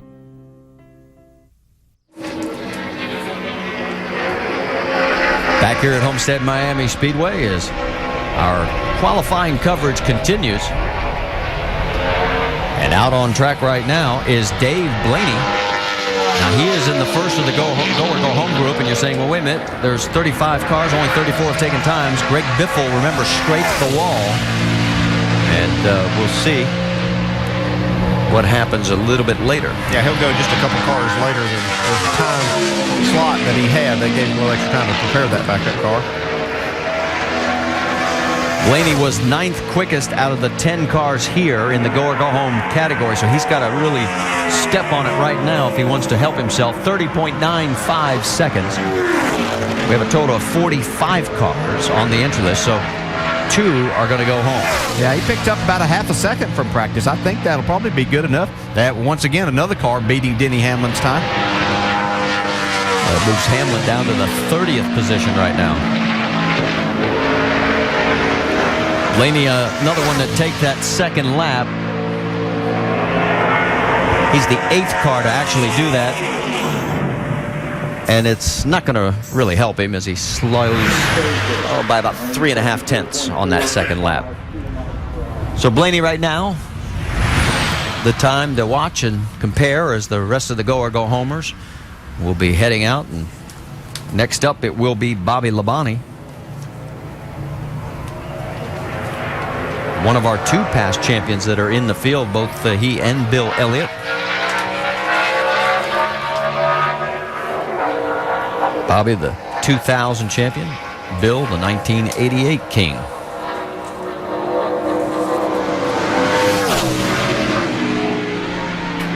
Bobby looking forward to moving over with Brad Daugherty and everybody there at the 47 car for next year. As far as Bobby's practice in the go-or-go-home group, he was right in the middle of that group. He was 5th quickest. Ran a 31.24.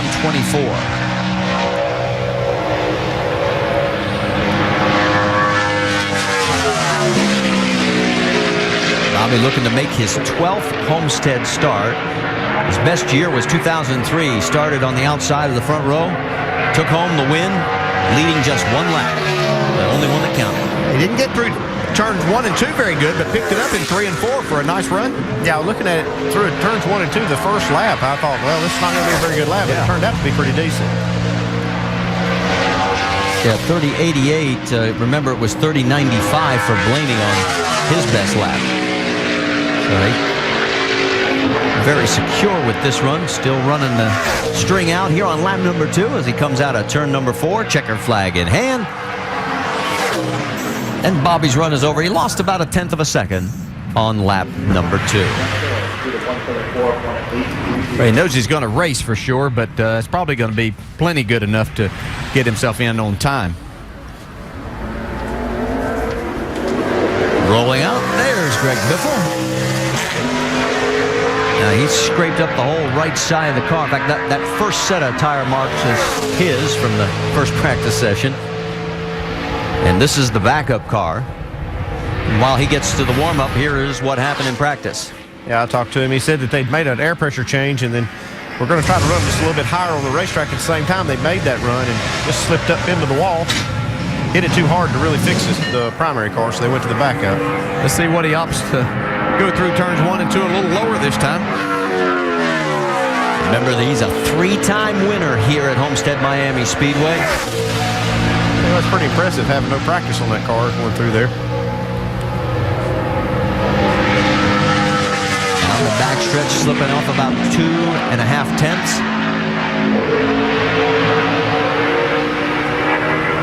Maintains it through 3 and 4. Still in about the same range. Dropped off just a touch as he comes across the stripe. Pretty respectable lap. 25th in a car that had not turned a wheel until just then. 30.85 seconds. His time.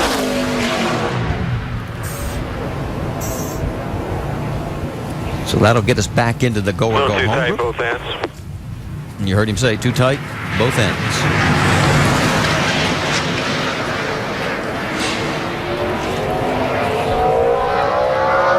So as Biffle rolls it in, Mike Bliss will roll it out. Casey Kane looks on with interest to see if any one of the go or go homers can hit a home run. But of the group, J.J. Yeley was the quickest at 31.09.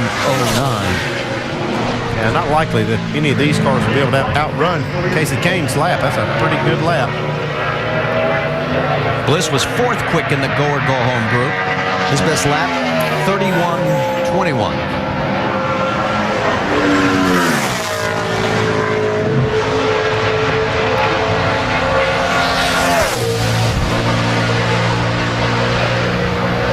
Tracker heading a little bit south as he goes down the backstretch. Mike trying to make his 5th start here at Homestead, Miami. His best start was 12th back in 04. His best finish was 12th in 2005. Carried a lot of speed into turn 3 and in the middle.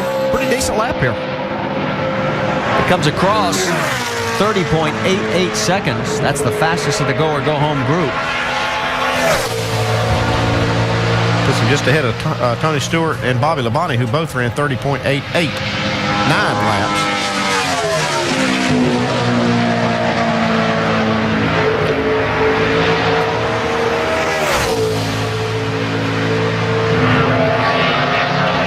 And as we've seen so often, that second lap falls off by 0.3 of a second for Mike Bliss. So he'll stand on the first lap at 30.88.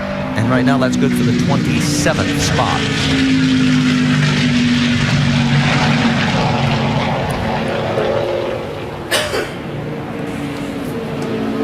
Patrick Carpentier will be the next car out. Patrick has one other start here at Homestead, Miami. That was back in 2007. Started 28th that day. Finished 40th. You can see a Homestead stripe on the side right side of his car. Got that earlier today in the practice session. And he was the slowest of the go or go home group, guys, at 32 flat. Now, Mike Bliss has already been locked in. Of course, Bobby Labonte is locked in now on time as well. Only 2 cars are going to go home. Feels like he probably has to pick up about a second to make this field. That's going to be tough. Now, he's compared to Mike Bliss because Bliss's time would certainly guarantee him a spot.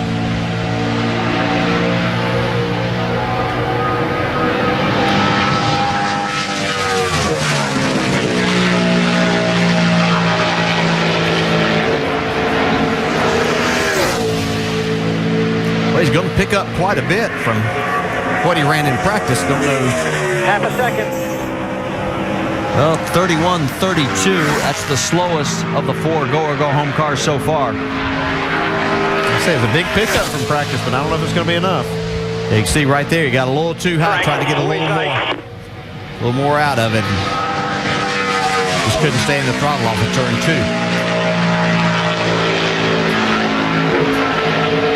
Lap 2 is definitely not going to be any help as the lap tracker's bottomed out. He comes down the front stretch and he stops the clock, and it was almost a half a second slower on lap number 2. So Patrick Carpentier in a very precarious position. So as he rolls on in, of course, we've still got a number of guys, including Bill Elliott, who'll be up next. And there's Casey Kane signing a few autographs, still sitting on pole. MLS Cup 2010. This is incredible! Colorado Rapids, FC Dallas. 2 original MLS franchises look for their first title. MLS Cup 2010, Sunday, 8:30 on ESPN. This week, it's the Pep Boys Holiday Travel Event. Right now, buy any 3 installed Definity tires and get the 4th tire for $1. That's right, buy 3, get the 4th tire for $1 instantly. Pep Boys does everything for less. you want to be my boyfriend? Sure. Great. Give me a melt. My melt? Get your own Subway melt like the Meltastic new Chipotle chicken and cheese, fresh toasted on flatbread. Subway, eat fresh. Here's to America's working hands. No, we mean America's real working hands. They broker deals with a firm shake. They do power lunches on a tailgate. And when they reach for a tool, it's Irwin Vice Grip. Like our groove lock pliers that adjust with the press of a button and never slip or pinch. So here's to the hands that keep America going strong. They may not be pretty, but they sure make us proud. Irwin Vice Grip. Reach for greatness. We're on the road with the General, talking to people about their auto insurance. Well, most of us here are living from paycheck to paycheck. So you really need to lower the cost of your auto insurance. Right. Then you should get an online quote from the General right now. Right. Rates and monthly payments are low, and the down payment's as low as $59. And you'll get instant proof of insurance. Are you ready? For the best car insurance rates online, go to the General and save some time. Must have been great to see all those drivers back in the day. Son, it was. I have memories when I was your age, watching the legends battle it out every week.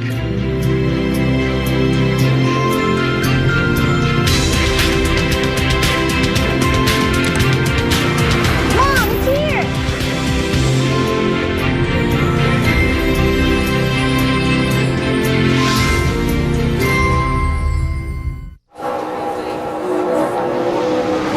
On track now, Awesome Bill from Dawsonville. He's trying to put the Wood brothers in this Homestead Miami field. See, our race coverage will be Sunday, 1 o'clock Eastern on ESPN. Countdown will kick it off over on ESPN 2 at noon. Now, Bill was second quick of the go or go home group.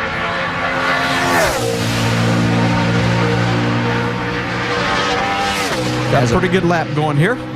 And we've got him compared to the pole of Casey Kane because he is locked in as a past champion. And Bobby Labonte's already locked in on time. Got a top 10 run going right here. Yeah, he's got a good one. Maybe top 5. And as he comes across, how about top 4? Woo! That's the way to do it. Just punched Jimmy Johnson down to 6. Right there. That's good. 30.58. The pole speed, 30.52. As he rolls it on out, let's check in with Vince. He's caught up with Kevin Harvick. Well, if there's an award for most cars passed during the season, I think this guy would have it, Kevin Harvick. We were just talking about his average starting position's 26th, and you're like, what, 26th now? Surprise, surprise. Did you expect different? I thought we would actually be a touch better, but not much. Everybody on the car did a great job. We just we hit the chip really hard going into turn 1 and lost all of our time getting into the corner in turn 1 because it hit it for so long that I couldn't really judge how far I needed to drive it in there because it slowed it down so much. But we've been talking about where we want to pit. Same thing we do every week, and our car was very comfortable in race trim, and we're ready to go. Yeah, I know that is a challenge, selecting that pit stall and having one that you can work with. What's it look like here? What kind of pit lane do you face in regards to that challenge here at Homestead? Yeah, well, it's a lot less of a challenge here, but just for the fact that the pit stalls are much longer. So even if somebody does pick in front of you, it's not going to be a big deal where you get blocked in because you have so much room in your own pit box. So I think we got a good plan on where we want to be as far as timing lines and what end of the pit road we want to be on. So business as usual. Kevin Harvick, he's still smiling, Marty. All right, as you finish up, J.J. Yaley's finishing up, and Yaley puts himself into the field, locks himself in with a 30.76. That's the 21st quickest. And what that means for Kevin Harvick, he's been bumped down to the 28th spot. Hamlin's all the way back in 35th unofficially right now. All right, while he brings it on back to the garage area, gives us a chance to remind you about the motorsports calendar for the weekend. We've got a lot of action for you. Let's talk about ESPN2 first tomorrow. Actually, tonight at 1:30 a.m., NASCAR Now presented by Wrangler. 3 o'clock Eastern tomorrow, we'll have happy hour. And then at 4 Eastern, the Ford 300. And at 7:30 Eastern, Sports Center from the Sprint Cup Championship. Then, as we head to Sunday, we'll start off on ESPN2 at 9 a.m. with the morning edition of NASCAR Now. Noon with Countdown. The post-race edition of NASCAR Now at 10 Eastern. And, of course, the race will be on ESPN starting at 1 o'clock Eastern right here at Homestead Miami Speedway. Just a few cars remaining now. Casey Mears out on track, 4 cars to be exact. Casey was 7th quickest out of the 10 go-home cars. And he's compared to Dave Blaney's time because that's the time he's got to beat if he wants to lock himself in. Right now, Elliott, Yaley, Bliss, and Bobby Labonte are locked in. It'll be kind of tight right here. Needs a good run off of 4. He's got it in the negative, and it's going to do it. 30.94 seconds puts him into this field right now. It keeps Dave Blaney and Patrick Carpentier on the hot seat.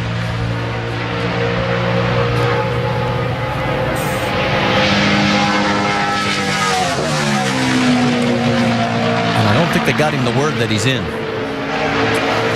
Well, sometimes I guess you slip as a driver and you think, well, I can get a little bit more. Shattered the hell out of the front tires, bad. Shattered in the front tires. I've heard that a lot from a lot of comments this weekend about shattered in the front tires. Yeah, it's different right side tire. These guys haven't run this tire, so a little different combination for them. I think some people are finding it a little more of a challenge. Well, as he coasts on out, when we come back, we'll talk to Bill Elliott. Remember that race back in 2003? We'll tell you a little bit more about it when we return. Yes! I got the boss's tickets on Saturday. Football!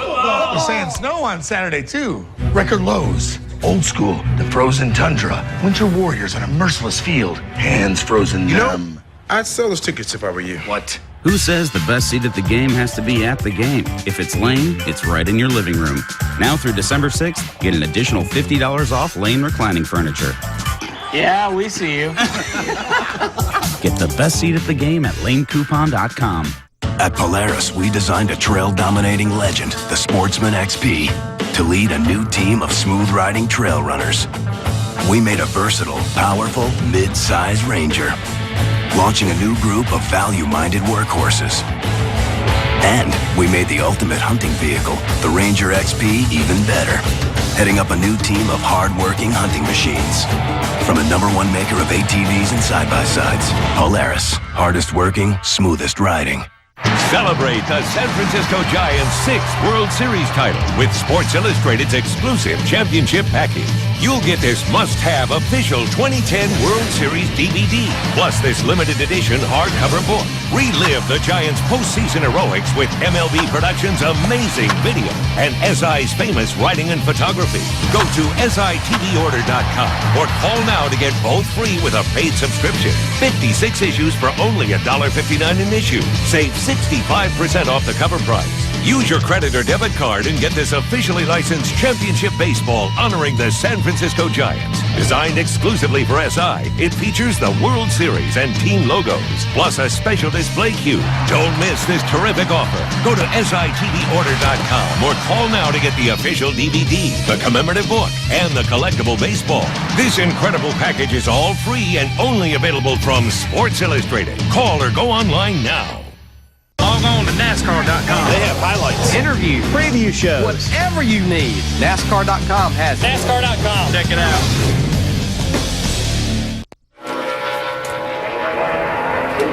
Just a few cars remaining. Michael McDowell, Landon Castle, Joe Nemechek.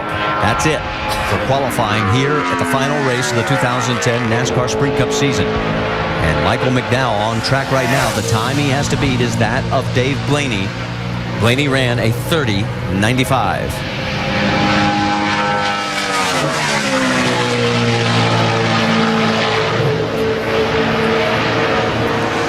Got out of it a little early getting into threes, you can see, trying to pick the speed back up. He may have to take a second lap. He's right in between Blaney and Carpentier. He's got about almost 7/10 of a second over Carpentier. And he is going to go the second time around.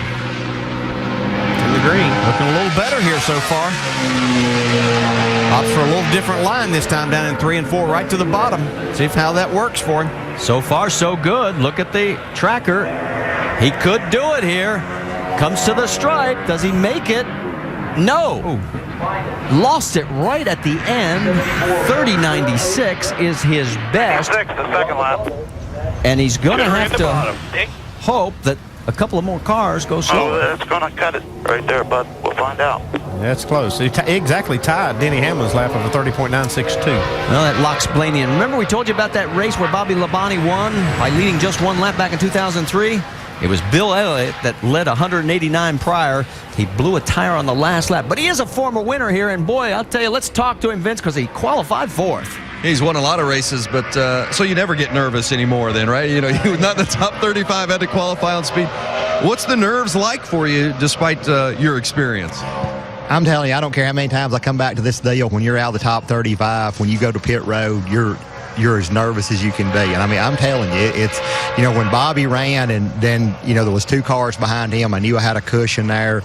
And that's what Donnie said on the radio. You know, when you go out before those guys, it makes it a little harder because you have to be, you know, and I still felt like I was maybe a little conservative, but the car was great. I mean, you know, Donnie and all the guys, they've done a great job. You know, Lynn and Eddie for what they've done. You know, Doug's done a great job on the motor this week, the Yates Power, and, you know, with Quick Lane and Motorcraft and everybody that supported this deal, it's been fantastic. And I mean, I'm just thankful to be here. You know, I just look at, if I'm here Saturday, I've accomplished a lot, much less being in the top 5 at this point. So we'll see. Yeah, good day for Bill Elliott so far.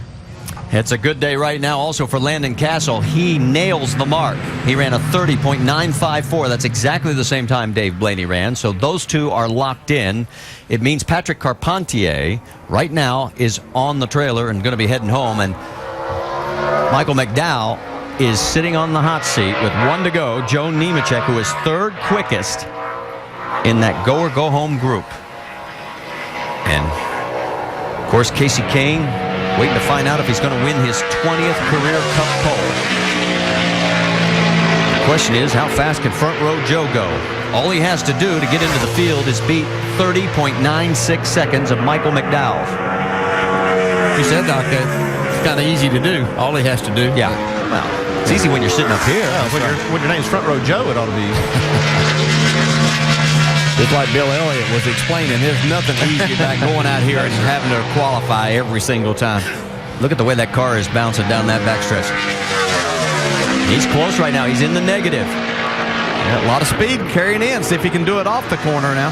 That's going the wrong way. He's going into the wrong direction. Now coming back. Does he do it? He's going to do it. Front row Joe won't be in the front row, but he's in the show. 30.87 seconds. Is good enough, boss. Good enough. That means Michael McDowell and Patrick Carpentier are the 2 that will not be around for Sunday's finale. I think Joe just got that message just in time. Like he was going for it that second lap.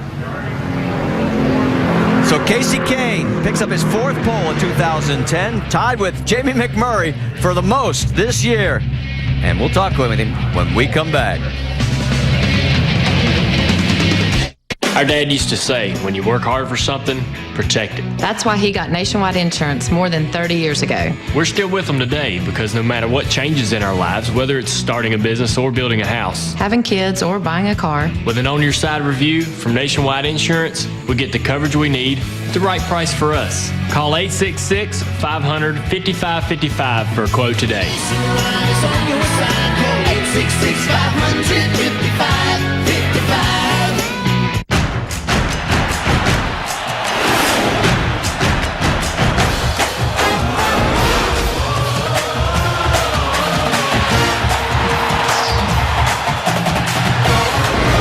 The Huskers look to clinch a spot in the Big 12 championship game when they hit the road to battle the resurgent Aggies. Saturday Night Football presented by Southwest Airlines. Nebraska, Texas A&M, or other regional action. Saturday at 8 on ABC. College football lives here. Our power trips to D.C. Well, it's a great starting spot. We'll have a good pit stall. It's good for the team, the whole Red Bull team. The guys have done a nice job, and you know, they showed up this weekend and have done a great job again. And I'm just excited for tomorrow. Hopefully we can make some gains there. And you know, we ran this similar setup in practice today, and I felt pretty confident with it. So just having a good car. But I'm excited for the points race on Sunday. That's going to be. I'm excited. You're going to watch? I'm going to pay attention to it. Yes, that's going to be. There's a lot that can happen there.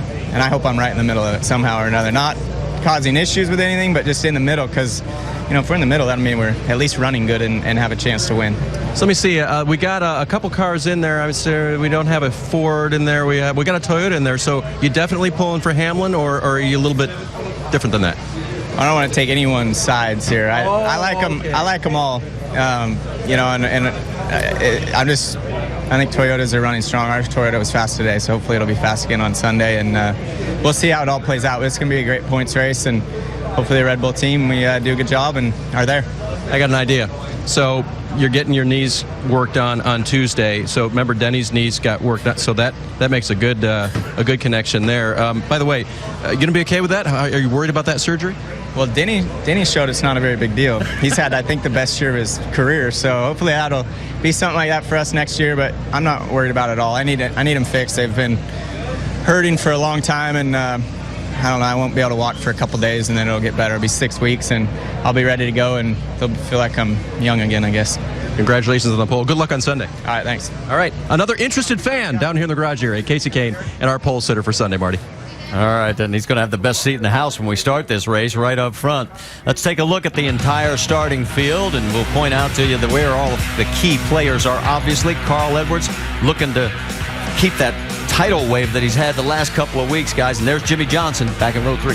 Yeah, certainly the best starting spot of the championship contenders. He'll get up and try to lead all the laps that he can. And a great story for Regan Smith and that 78 crew, as they will be starting 10th after having the hauler literally destroyed in a wreck earlier this week. Then here on the second page of the grid, you look on through and you can see some of the familiar names in the chase competition: Gordon, Kenseth, Busch, Boyer. And then as we go back further, there is where you see Kevin Harvick right now listed in the 28th starting position. Well, that's not too bad for him. I think he's done that so many times this year that he's very familiar with it. I think he's averaged 23.3 during the chase. And Denny Hamlin is going to have to do exactly what he did last year. He started 38th. He won the race last year. He's going to start 38th on Sunday. Well, did it once, though. Why not try it again? It's going to be an interesting challenge for him.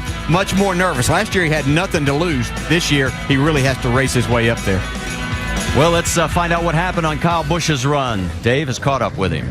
Yep, and of course the story of the day was Kyle having one of the best cars in practice earlier today, and then talking to Denny about putting that setup on, and then ultimately both of you had issues, Kyle. How difficult do you think it was for Denny to try to run the setup that was in your car earlier? I bet it was challenging, but you know, the best thing that we do is work together as a team and as an organization, and me being second on the board, you know, we thought that we had obviously a really good race car, in which we did, but the track changed so much from where we were in practice to now here in qualifying that we both missed. I mean, we didn't change anything. We went and put it up on scales. All the numbers matched up. We put tape on it, and we went right back out ready to go, you know, and the track just tightened up that much. So we didn't compensate for that, but now we have better notes for next year and leading forward, which we didn't have here for this year.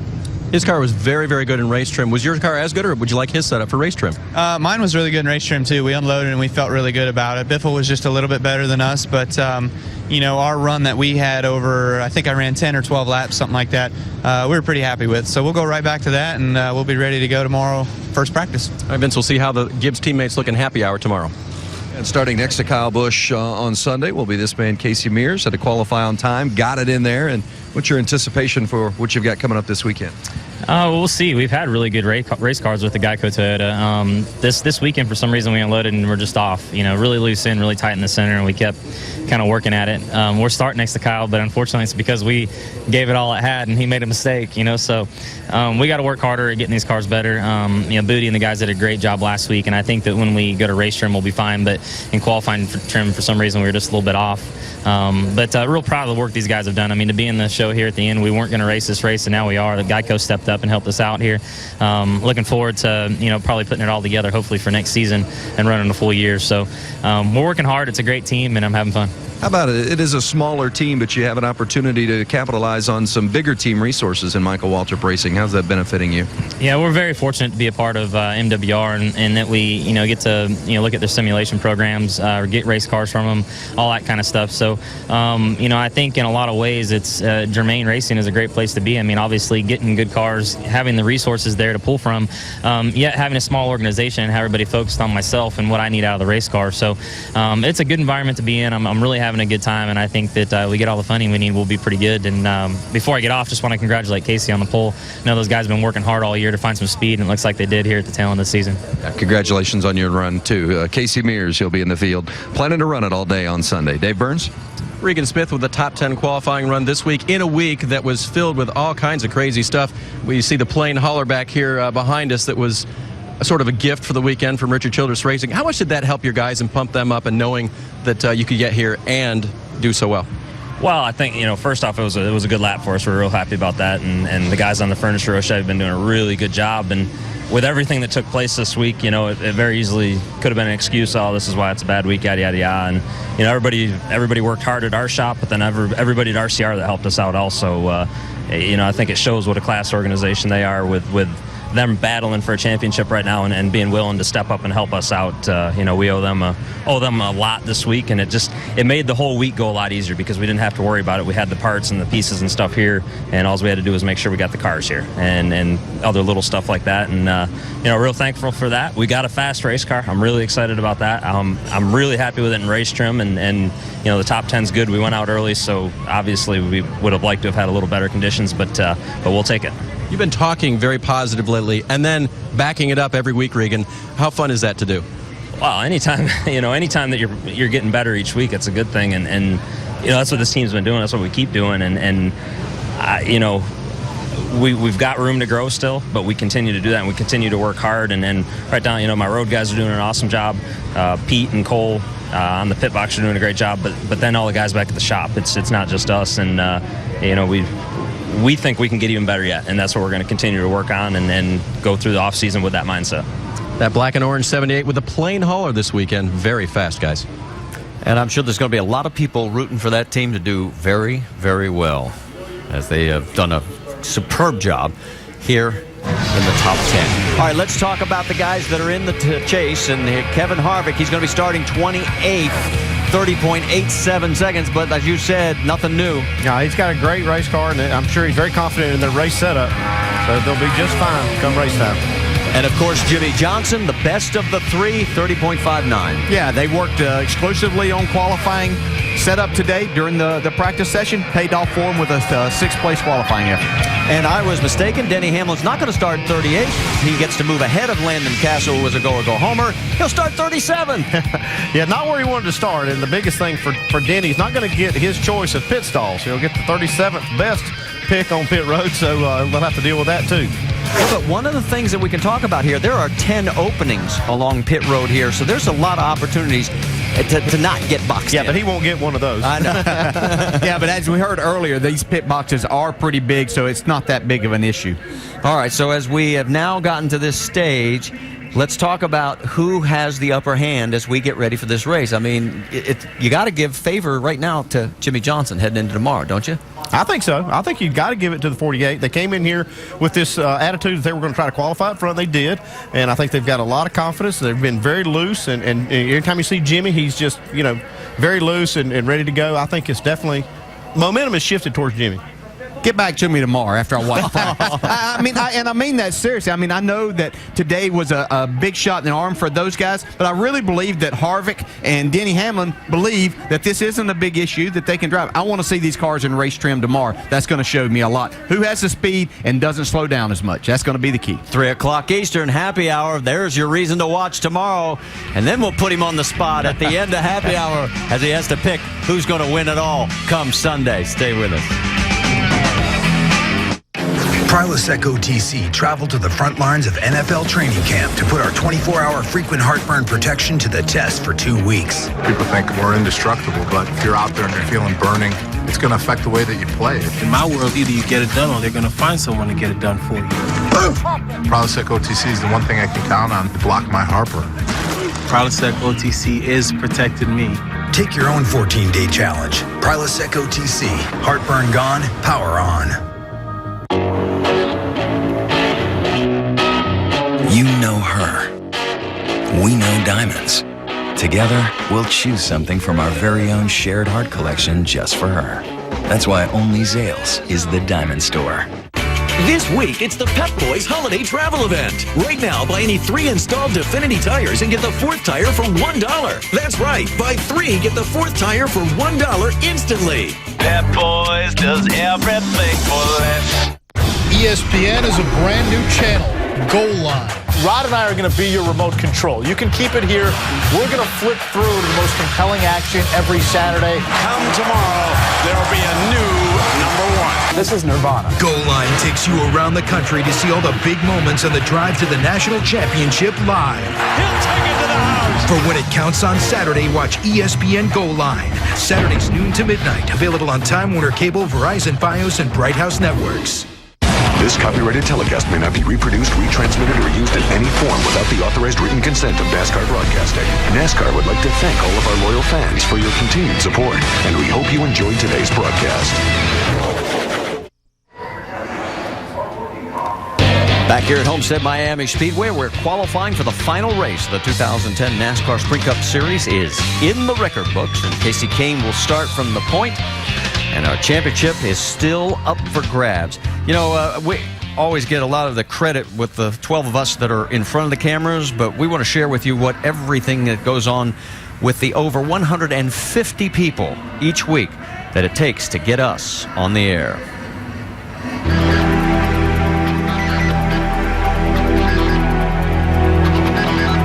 It takes place at the intersection of humanity and technology. With 43 drivers, 43 cars, and 43 pit crews, there's no sport with more moving parts, more variables, and more reasons to expect the unexpected than NASCAR. And no network has ever shown more commitment to comprehensive coverage than ESPN. 12 production trucks, 65 individual cameras, and microphones jammed into every nook and cranny. It is a broadcast operation that rivals that of the Super Bowl. But unlike the Super Bowl, ESPN's NASCAR operation must travel on a weekly basis, sometimes from coast to coast and up to 37 weeks a year. It's the most ambitious weekly broadcast in sports TV history. 10, 9, 8. In my 33 years, I have never seen a company more aggressively go after broadcasting an event. Did we win or not? They won't say yet. There's always a story involved. Our thing is to send the best quality video and audio and to try and get the viewer into the race, where you hear all the tires screeching or see the smoke coming out from under a vehicle.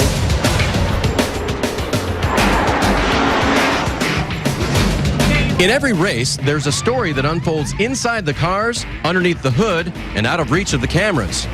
To bring that side of the story to life, ESPN developed the Craftsman Tech Garage, a first-of-its-kind mobile facility with room for 2 full-size cutaway cars and loaded with every part that can be found on a stock car.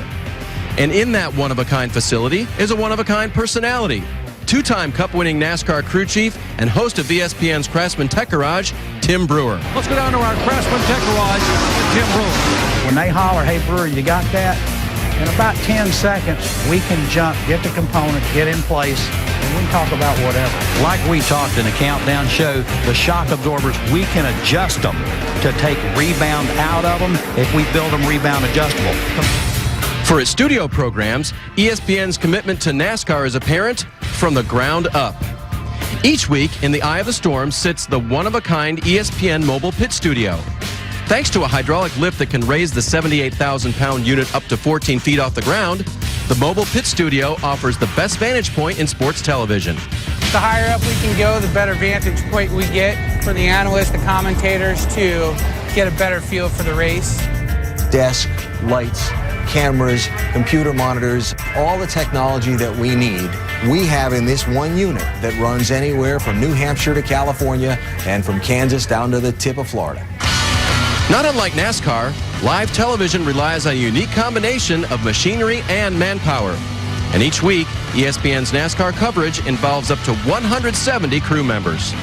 Equipment is only as good as the people that operate it. And I'm going to tell you, from top to bottom, we have the best in the business. They know ESPN's commitment allows them to take their craft and make it better. And I want to tell you, those guys on the cameras, the rain, sleet, snow, everybody, they do a remarkable job. I always tell them that it's the truth. They make us look better than we truly are, and we thank them from the bottom of our hearts. Thank you, guys and gals. Let's quickly get an update on one of the guys who's really been hot lately, Joey Logano. How about it, Vince? One of the hottest on the circuit right now. 3 straight top 3 finishes for Joey Logano. What do you have for him this weekend? I think we're going to have a pretty good Home Depot Toyota. You know, we unloaded today in race trim and really struggled. But Zippy and the guys did a good job. We got our car pretty close there by the end of the race trim, switched to qualifying trim, and we qualified decent. You know, not where we wanted to be, but I feel like tomorrow in practice we're going to have a good race car and get it good for the race and keep our streak going. We got the 7, 6, 5, 4, 3. We got to skip 2 and go for 1 right now. Joey Logano smiling, looking for a good race on Sunday, Marty. All right, thanks, Vince. Just enough time. What should we look for tomorrow heading into happy hour and the race? Yeah, I think whose car is going to be the best as far as having speed and continuing to have that speed at the end of a run. Well, don't forget our race tomorrow for the Nationwide Series. Of course, we'll have it on ESPN2, and that'll be at 4. And then, of course, the race on Sunday at 1 o'clock Eastern over on ESPN. Coming up next, 2010 2K Sports Classic benefiting the coaches and cancer. Maryland versus Illinois at Madison Square Garden. For our entire ESPN crew, this is Marty Reed. Till we meet again. There is only one New York City.